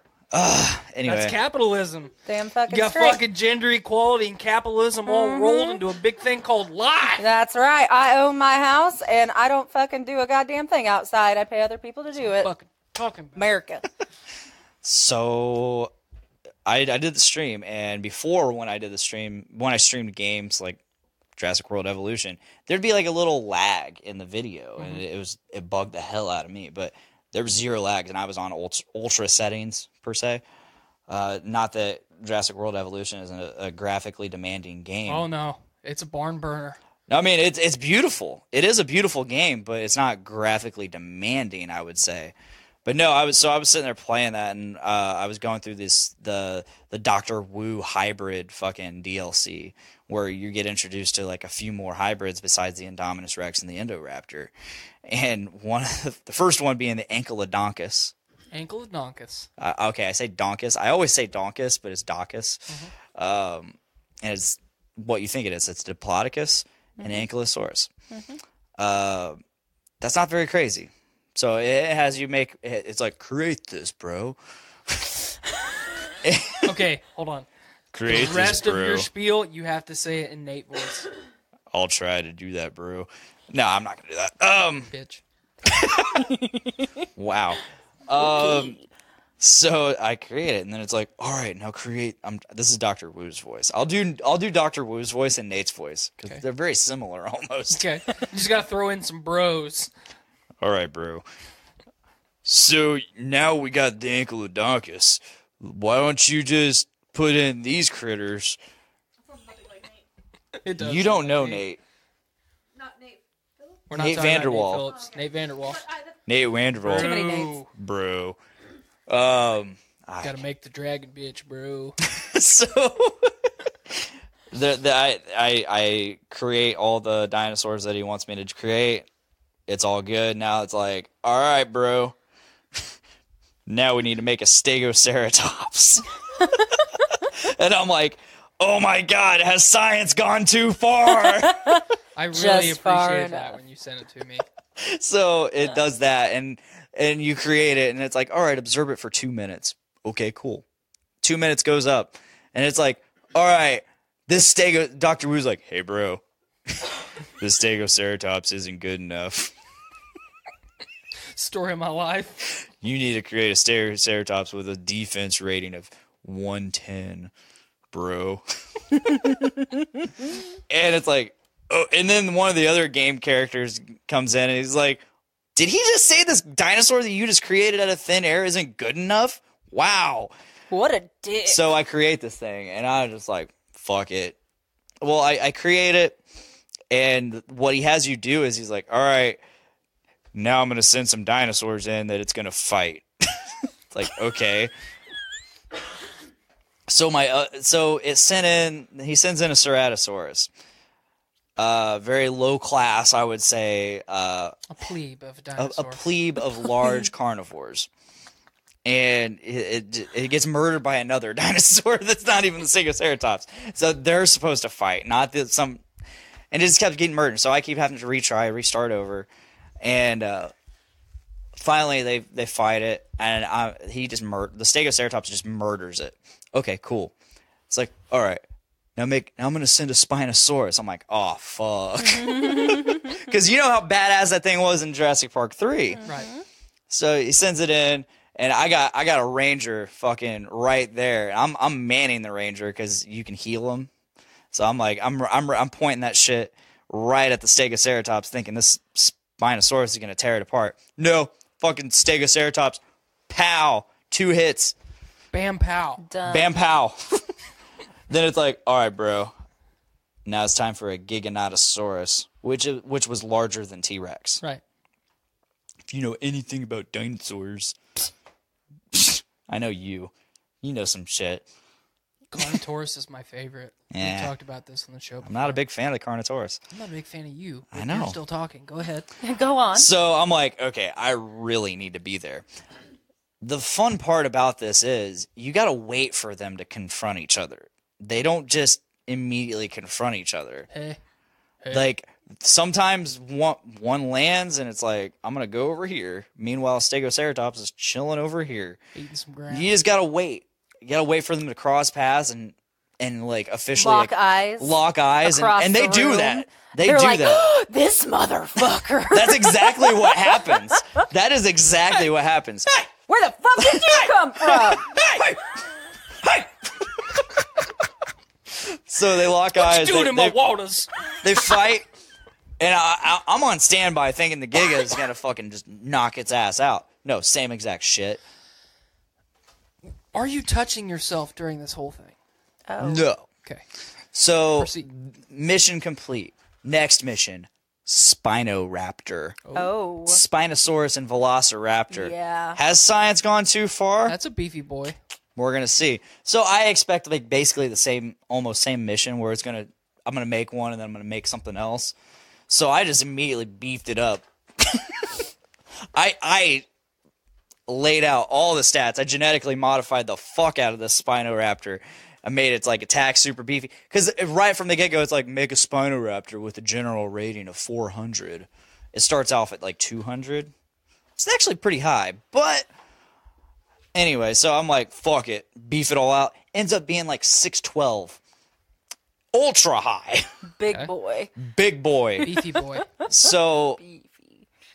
immediately it's like, all right, make sure it stays contained. Tranquilize it if necessary, bro. And it's like, okay, cool. I got this. He lands. Or no, he doesn't land. He comes out of the hatchery and it's like, he's like, yeah, I'm Spinoraptor. And they have a comfort level. And once it reaches... Immediately fucking Peg's mad. Once it reaches a certain threshold, then it starts like panicking and it goes to the wall and starts attacking the wall. No. Pops out, looks around, agitated. It doesn't even have a comfort level. It just says comfort level, agitated. It doesn't drop. Normally they just drop. And it drops at a certain rate until it reaches a point. No. You made Agitated. you made this fucking like roid rage goddamn dinosaur. I did. And so I learned some things. Science Did you has make gone me too far. if I was a dinosaur? Would I make you? No. Did you make me if I was a Possibly. Immediately agitated. Immediately agitated, runs up to a wall, looks at it. As soon as it hits, knocks it out. Bam pow. Normally, no, it wasn't even bam pow. It was just like, Wall normally, disintegrates. like, they have to sit there and attack it for a while, and you can hear it. Not it, old it plays over the 612. speakers. And it just walks up to it, basically looks at it, and the wall just collapses. In And I was fear. like, and in my head, I'm like, okay, did I just make him like way too strong, and that's why that happened? Like, does that affect like how long it takes to break down a wall? So he's running rampant, Killing and people. Dr. Wu's like, whoa, bro. So I send out a helicopter to tranquilize this bitch. Tranquilizers don't work. Dr. Wu's like, hey, bro, tranquilizers aren't going to work, it seems. You might have to use another dinosaur to take it out. And I'm like, fuck. I used all my money breeding this one specific Spinoraptor, and anything I make is too expensive, one. Two, I have to beef it up even more, making it even more expensive just to fight this motherfucker. And then how are you going to contain that one if he goes off the rails? Oh, that's no big deal. That's no big deal. Fucking making Indominus on credit. I couldn't. I couldn't make an Indominus. I'm gonna charge this to the American Express. So I was forced to basically reload. I had to reload the mission because luckily I saved right before Spinoraptor created. good. Canceled the one that I already was making upon saving, and I'm like, all right, I'm gonna tune this down a bit. Yeah, you're psychotic dinosaur. Yeah. Back this So it down, turns pig. out same exact parameters. Immediately agitated, immediately bust down the wall. I mean, his attack was way lower. So I'm like, okay, I got this. Andy A says, are we still talking about sex toys? He says, I might be too drunk, but No, we're still talking about we're sex talking toys? about Jurassic World Evolution, this amazing game that nobody plays, except for It's me. a solo experience. It really is. It's a lot of fun. It's really addicting. So same thing, same shit happens. I got to tranquilize it. It's like, oh, hey, tranquilizer doesn't work. You have to use a dinosaur. So luckily, I didn't spend it at nearly as much money this time. This dinosaur is easily take-outable.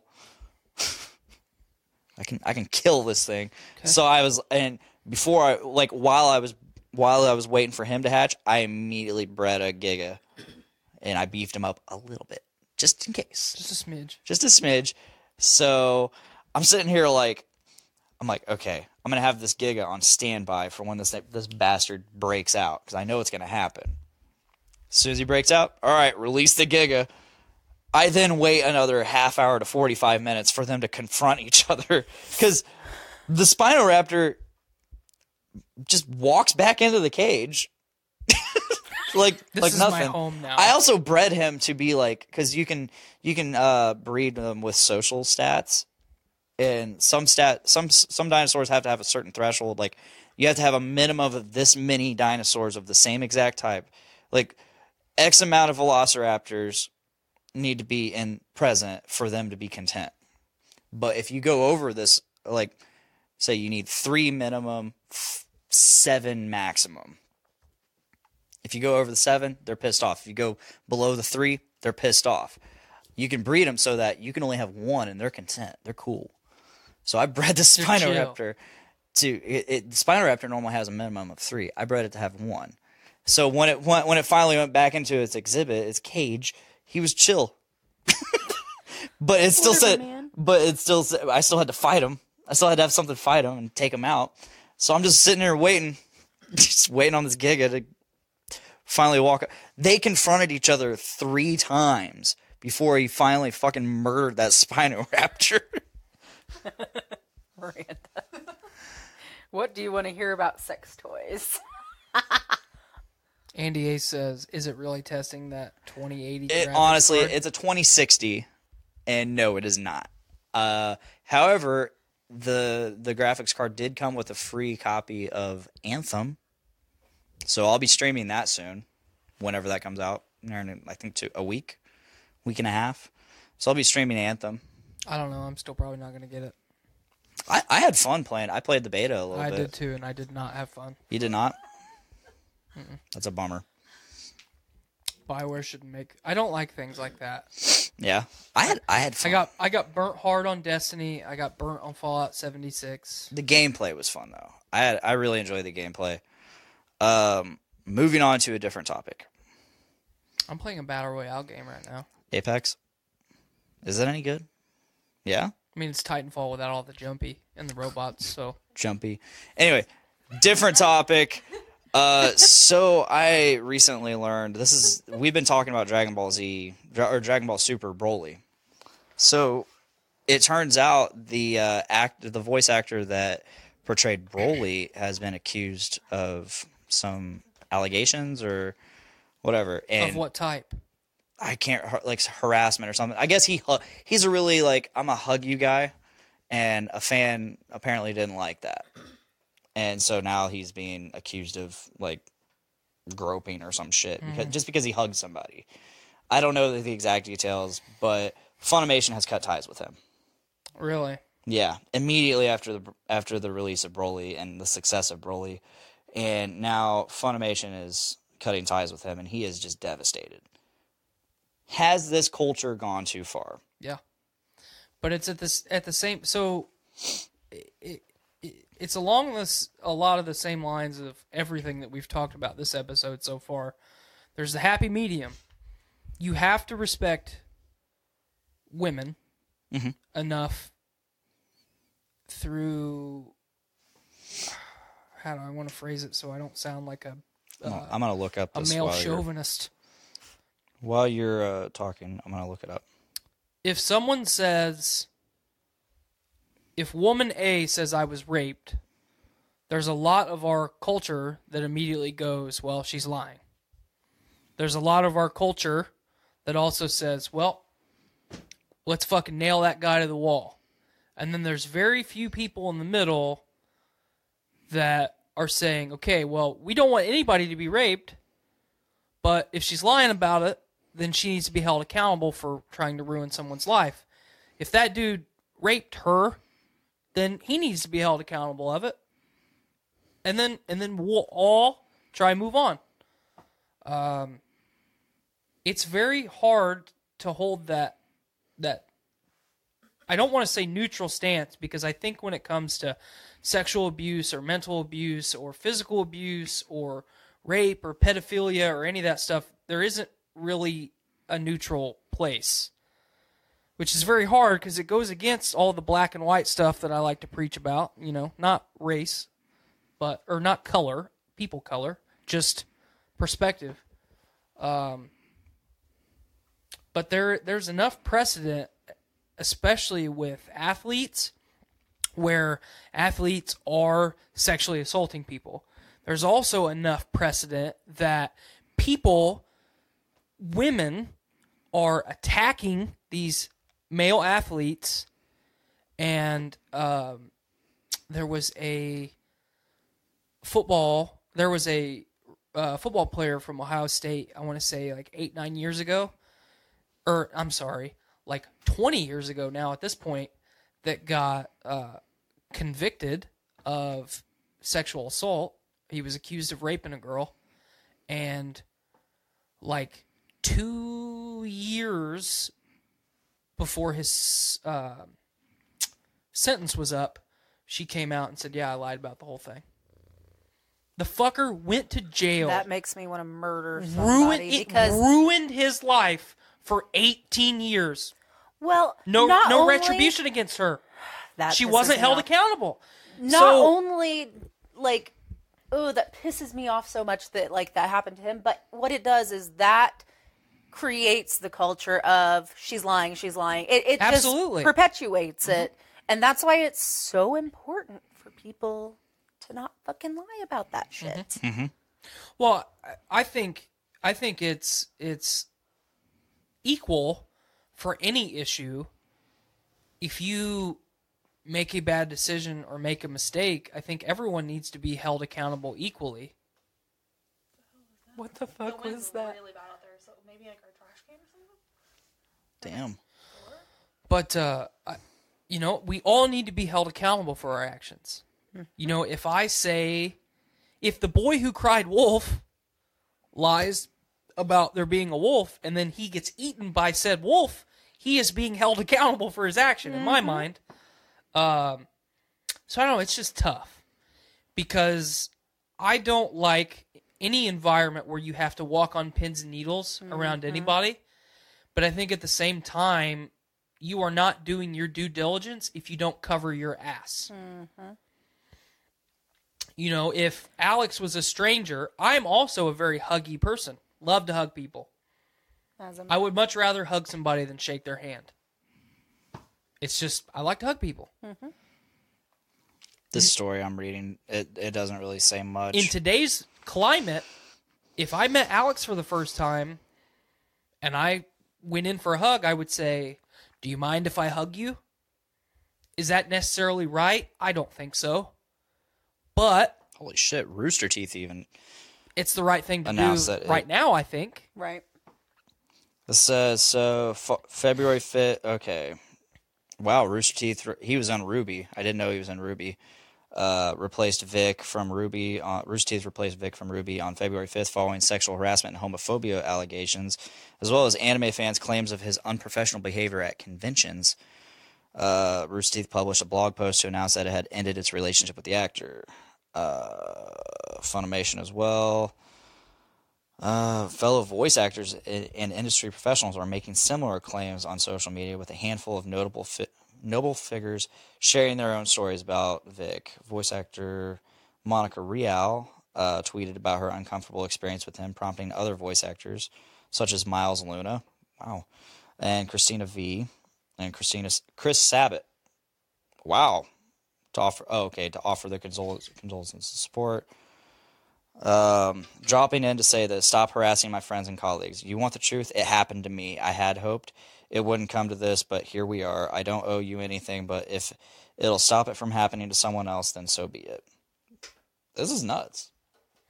Yeah, it's weird. I don't know. I mean, like 9.9 times out of 10, if somebody is coming out and saying that something like that happened to them, it probably in some way or another did. Right. Because that is something, and that's why most people don't come forward, you know, women or men, you know, because it can happen to either. But because you do, immediately people start talking. They start going, oh, well, shouldn't have gotten drunk or blah, blah, blah. No. You know, all of victim that. shaming is never a good idea.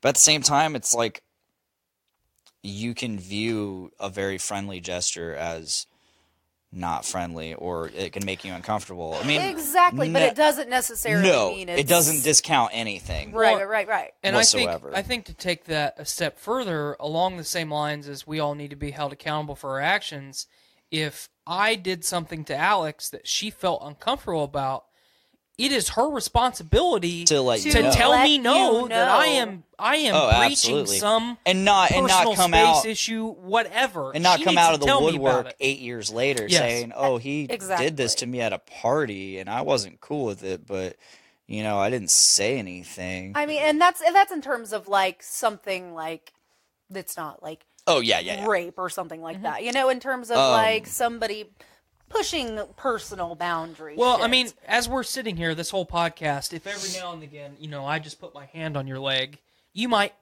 feel uncomfortable about that. Bro. You know, but, I mean, you might feel uncomfortable about that. If you didn't say anything to me, and then don't worry, I'd fucking say something. But I know you would say something. But a lot of people wouldn't. But 6 months down the road, if I run into somebody and they're like, are you the guy that's fucking like,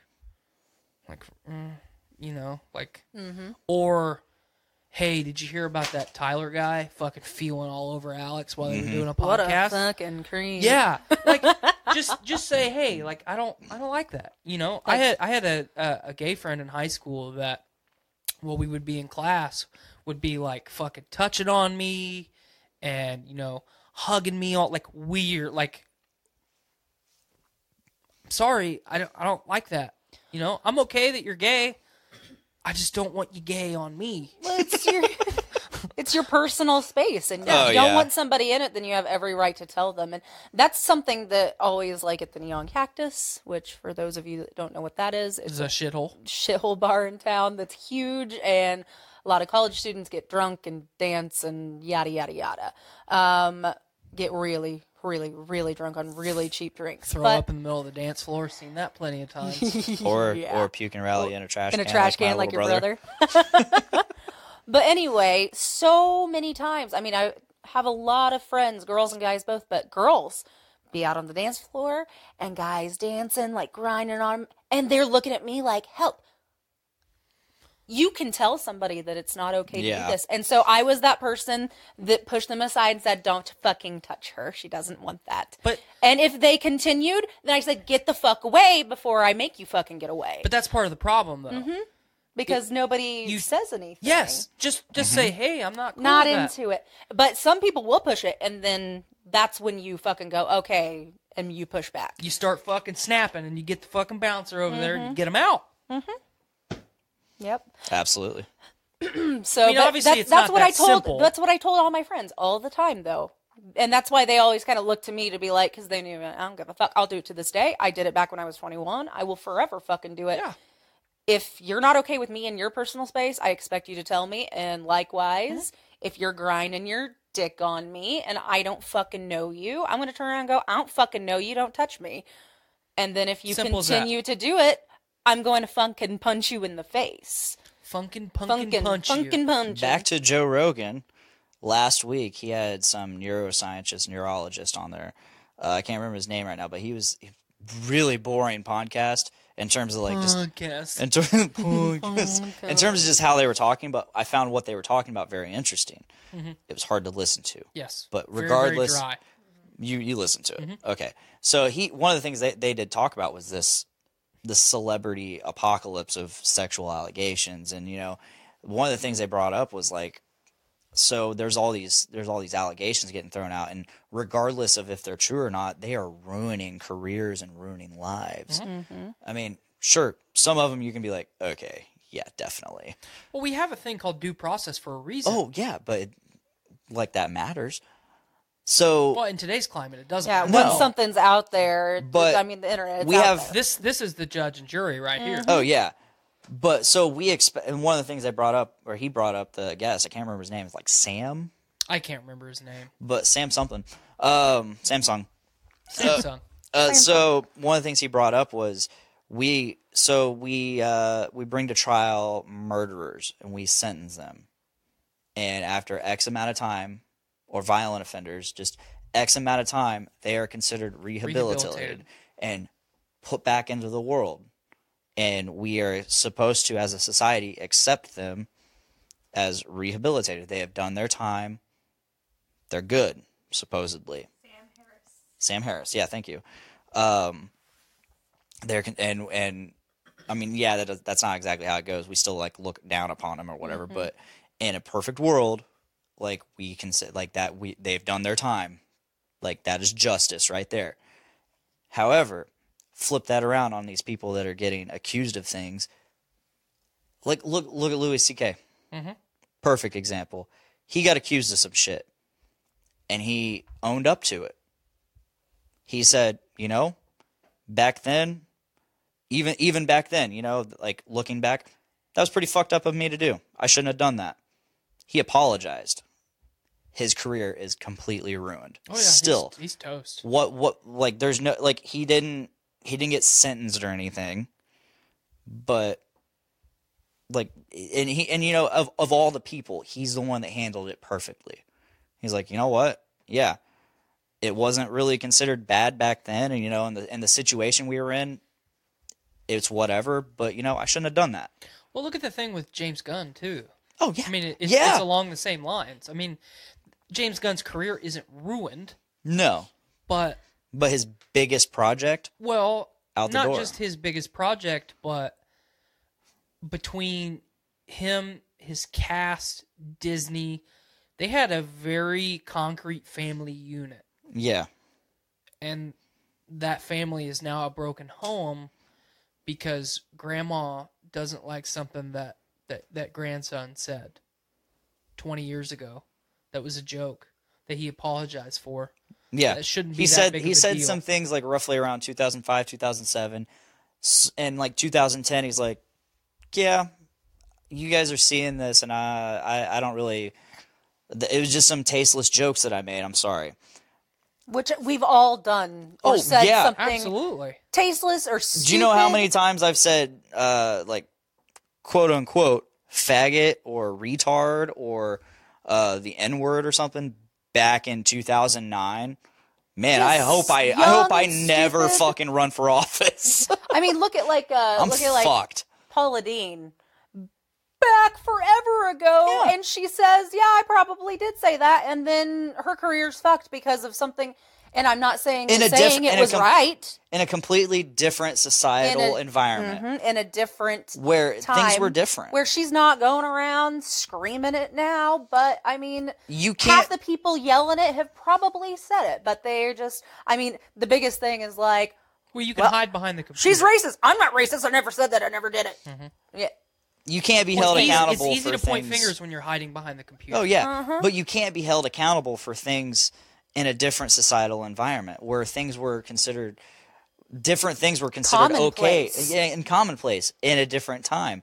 Obviously, today, like, yeah, you're not going to feel that We way. evolve and we learn. And if you do feel that way, then cool, you're a piece of shit. we Like, should we're completely right about how we feel about you. However, in the 70s or 60s, like, racism was rampant. Like, it was It was just way of life. 90s. It was rampant. Like, it's always been. well, I mean, it's still Yeah, pretty but- rampant today, but today we're very more against it. Yeah, we're more progressive. But you can't. I'm sorry, you just can't hold people accountable for shit they said when it was more commonplace and acceptable. It doesn't make it right, but it doesn't. They give shouldn't be crucified. Oh, for absolutely it. not. Well, and I think along the to kind of couple with that, for a long, I'm a very calloused individual that likes to broadcast that I'm devoid of emotion other than anger, and I don't have the capacity to love, and blah blah blah blah. That some of that's true. Some of it is my shield against people. So what little feelings I have left don't get hurt. But for a long time, I've kind of held the stance that if I can hurt your feelings with a word, you are weak.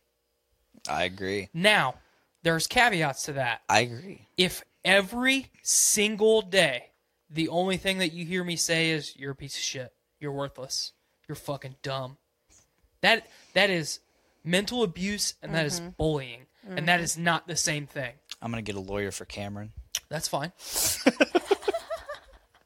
every single day. But- do better. You're so stupid. Okay? Are you fucking autistic? But those are not apples to apples. No. If Blaine and I are building a table, and he says, "Hey man, I got the table done," and I walk into the room and look at the table and the legs are on top, and I look at you and say, "What a fucking dumbass! Are you dumb?" and that like crushes you to your core. You have some psychological stuff that you need yeah. to work on. Definitely. You You as need a a lot of self-reflection. you as a human being should not be so calloused that nothing anyone says to you affects you. If I say, "Hey man, good job," and that doesn't affect you, you are a golem. You are just a shell. But every little thing that someone says to you should not bother you, and if it does, you need to back it down a little the bit. other end of the fucking spectrum. Yes. Dial it down. Yeah. I mean, it goes along the lines of everything else that we've talked about in the Balance. show. Everything you is have fucking to find the balance. happy medium. I talk about balance all the time. Oh, yeah, definitely. One of my favorite things to say is the universe requires balance. Absolutely. I'm getting a fucking like yin yang tattoo on me and all that. Like Sometimes it be like that. everything. It be like that, man. It really do. It really do. balance. Are we ready to call this? Well, I mean, I think we should tie this one up in a bow before Tie we it up. plug. Tie it up. Tie it Tie it up. up in a bow for us. It's so frustrating for me, especially there's 18 and 19-year-old kids that I work with that I was kind of taken aback. One of them and I were working pretty much exclusively, just him and I together all day long. So we were getting to know each other, and once I felt comfortable around him, I kind of let responsible dad Tyler kind of take a back seat, and then Red Foreman kind of step in. Because I'm sorry, this is one thing that I struggle with. If you ask me how to do something when I'm not the expert, but I very clearly and concisely explain step by step how to do everything and show you how to do it, and like week 5 you're still asking me how to do the same thing, Yeah. I have a problem with that. It's very frustrating for me. I don't struggle learning a lot of things, so that's still hard for me. When someone struggles learning something that I've taken every step to show visually, auditorily. I mean, I've done everything in my power. Sometimes it just takes a different person, which we all know that now. But, like, he asked me a question, and I said, come on, man, you got to stop being a dumbass. And towards the end of the day, he's like, hey, man, can you not say that? Say what? Well, you called me a dumbass a bunch of times today. And my first response was, well, were you being a dumbass today? And he's like, no, I wasn't. I just wasn't getting it. That doesn't make me a dumbass. And I said, you know what? Okay, cool. There you go. It's not that you stood up to me as the bully. It's you. And a lot of times, I struggle with the phrase man to man a lot, especially with this climate of toxic masculinity. Oh, fuck that. Well, there's truth to a lot of it. There is, but there's a lot. Well, it always, just like everything, gets taken too far. Yes. But I had a lot of respect for him because as an adult, as a responsible human being who's only 19 years old, would you have had that level of a conversation with somebody at 19? I wouldn't have. That's a mature. I would have been screaming. Approach. I would have been yelling. I would have been posturing. I would have been internalizing. Yeah. I mean, because you and I at 19, I'm sure we're opposite ends of the spectrum. Oh, yeah. I was very quiet. And I'm quiet now, but I'm more outspoken. I was 11 on the knob. But, I said, thanks, man.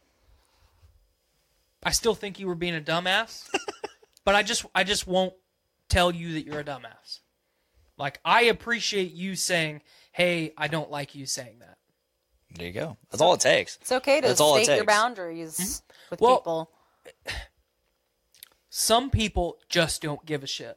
Some people are going to look at the world as having no boundaries anywhere. And that's fine, because like Alex said, it takes balance. We've all heard our grandparents say it takes all kinds, but we don't need to be accepting of everything. We don't need to be critical of everything. We just need to be open-minded, and we need to be vocal. If you want political change, open your fucking mouth. If you want societal change, open your fucking mouth. If you want change in your home, number one, look at yourself and how you can make things better, but open your fucking mouth and do your part. Everyone has a voice, whether you think you do or not. Everyone has a voice. And if you think a way, someone else thinks that same way too. That's my bow. Yeah. There we go. Yeah. All right, Alex, thank you for joining. Thanks for having me. It's always great to have you on. Bro. You're our favorite gal. Tyler, I'm glad to have you back this week. Last week we had just a Matt episode. This week we have just a Tyler episode. It's good stuff. And I hear there's talk about a sports podcast. Matt and I are talking about doing a sports show because we like to do sports and you don't know how to sports. I feel like this stemmed from you listening to yes. last week's episode between Miranda and him talking about the Super Bowl. Right on. I'm down for it. My best friend and I are starting a podcast later. No shit? Fucking yee. Jump on this network. That's right. Do it. I'm sure Pod Daddy Nate will jump all over that. We are friends on Facebook. Yeah. Hell we do yeah. all that, so. All right, let's go ahead and start the plugs. For those who have been watching, like Andy Ace and Josh Curry? Josh Curry. I want to take a minute or just a second here to shout out Andy Ace and Josh Curry, two complete strangers, complete and total strangers to us, jumping into our stream, having a kick-ass time with us. Oh yeah, having good conversation, and they've stuck through for 2 hours. Mm-hmm. This is a 2-hour podcast. I mean, yeah, we've ran way longer, but that's a long time for strangers. Yeah, for strangers to just sit here and say, kudos to you guys. Yeah, we thank really you very appreciate much. it. You're the fucking real MVPs. With that being said, guys listening, gals, peoples, my mom, if she's our new stranger friends. Check us out live every Tuesday on the Facebook, Twitch, and YouTube pages for podcast. on the Facebook. Whatever. Get on that there Facebook. Get on there Facebook. Podcastrophe every Tuesday around 5:30 or 6 p.m. Indiana time, whatever that time zone is. Eastern time. Yeah. Eastern time. You can check us out live. If you're not gonna check us out live, subscribe to us on Podbean or iTunes, and on Podbean or iTunes. Subscribe to Podcastrophe, and you'll get us every Thursday, plus any extra content that we do, such as Happy Fun Metal Time with Nick and Dick. And then coming this April, we'll also have the Game of Thrones season 7. No, it's season 8. Yeah, it's season 8. The final season. We're doing a standalone series where we weekly go over each new episode until the series is done. Matt and I are talking about doing a sports show. Matt and Tyler are talking about doing a sports show, so you'll get that too. Yeah, Tyler, you also talked about doing an extra thing with me, but then we never talked about it again. I've been trying to refine that idea. Okay. So once it gets not polar vortex outside, we'll revisit that. Yeah, love it.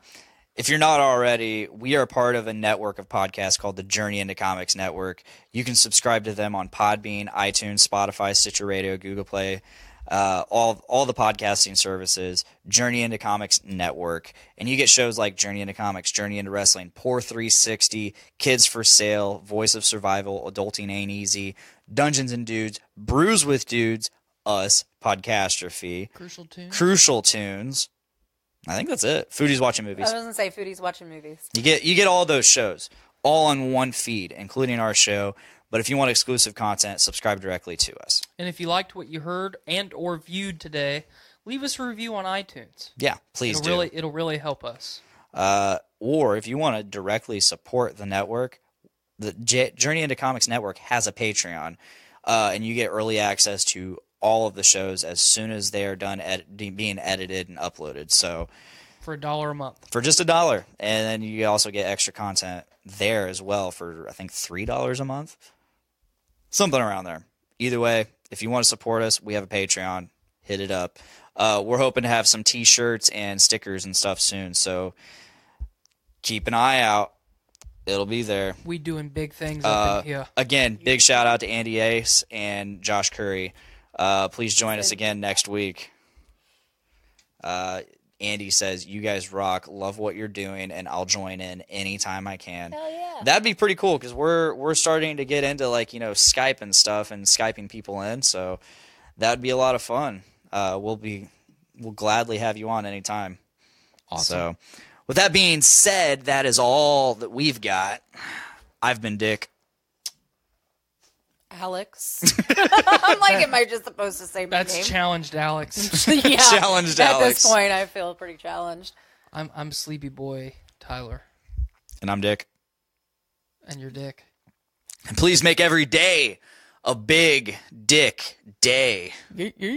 Bye, guys. Woke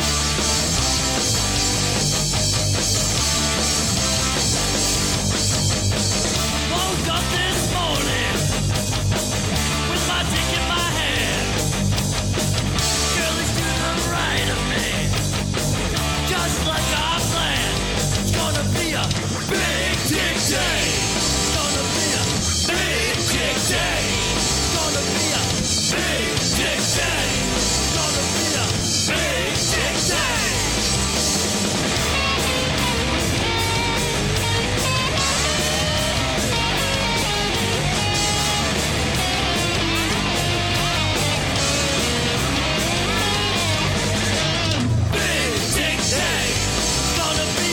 big dick day. Gonna be a big dick day. Gonna be a big dick day.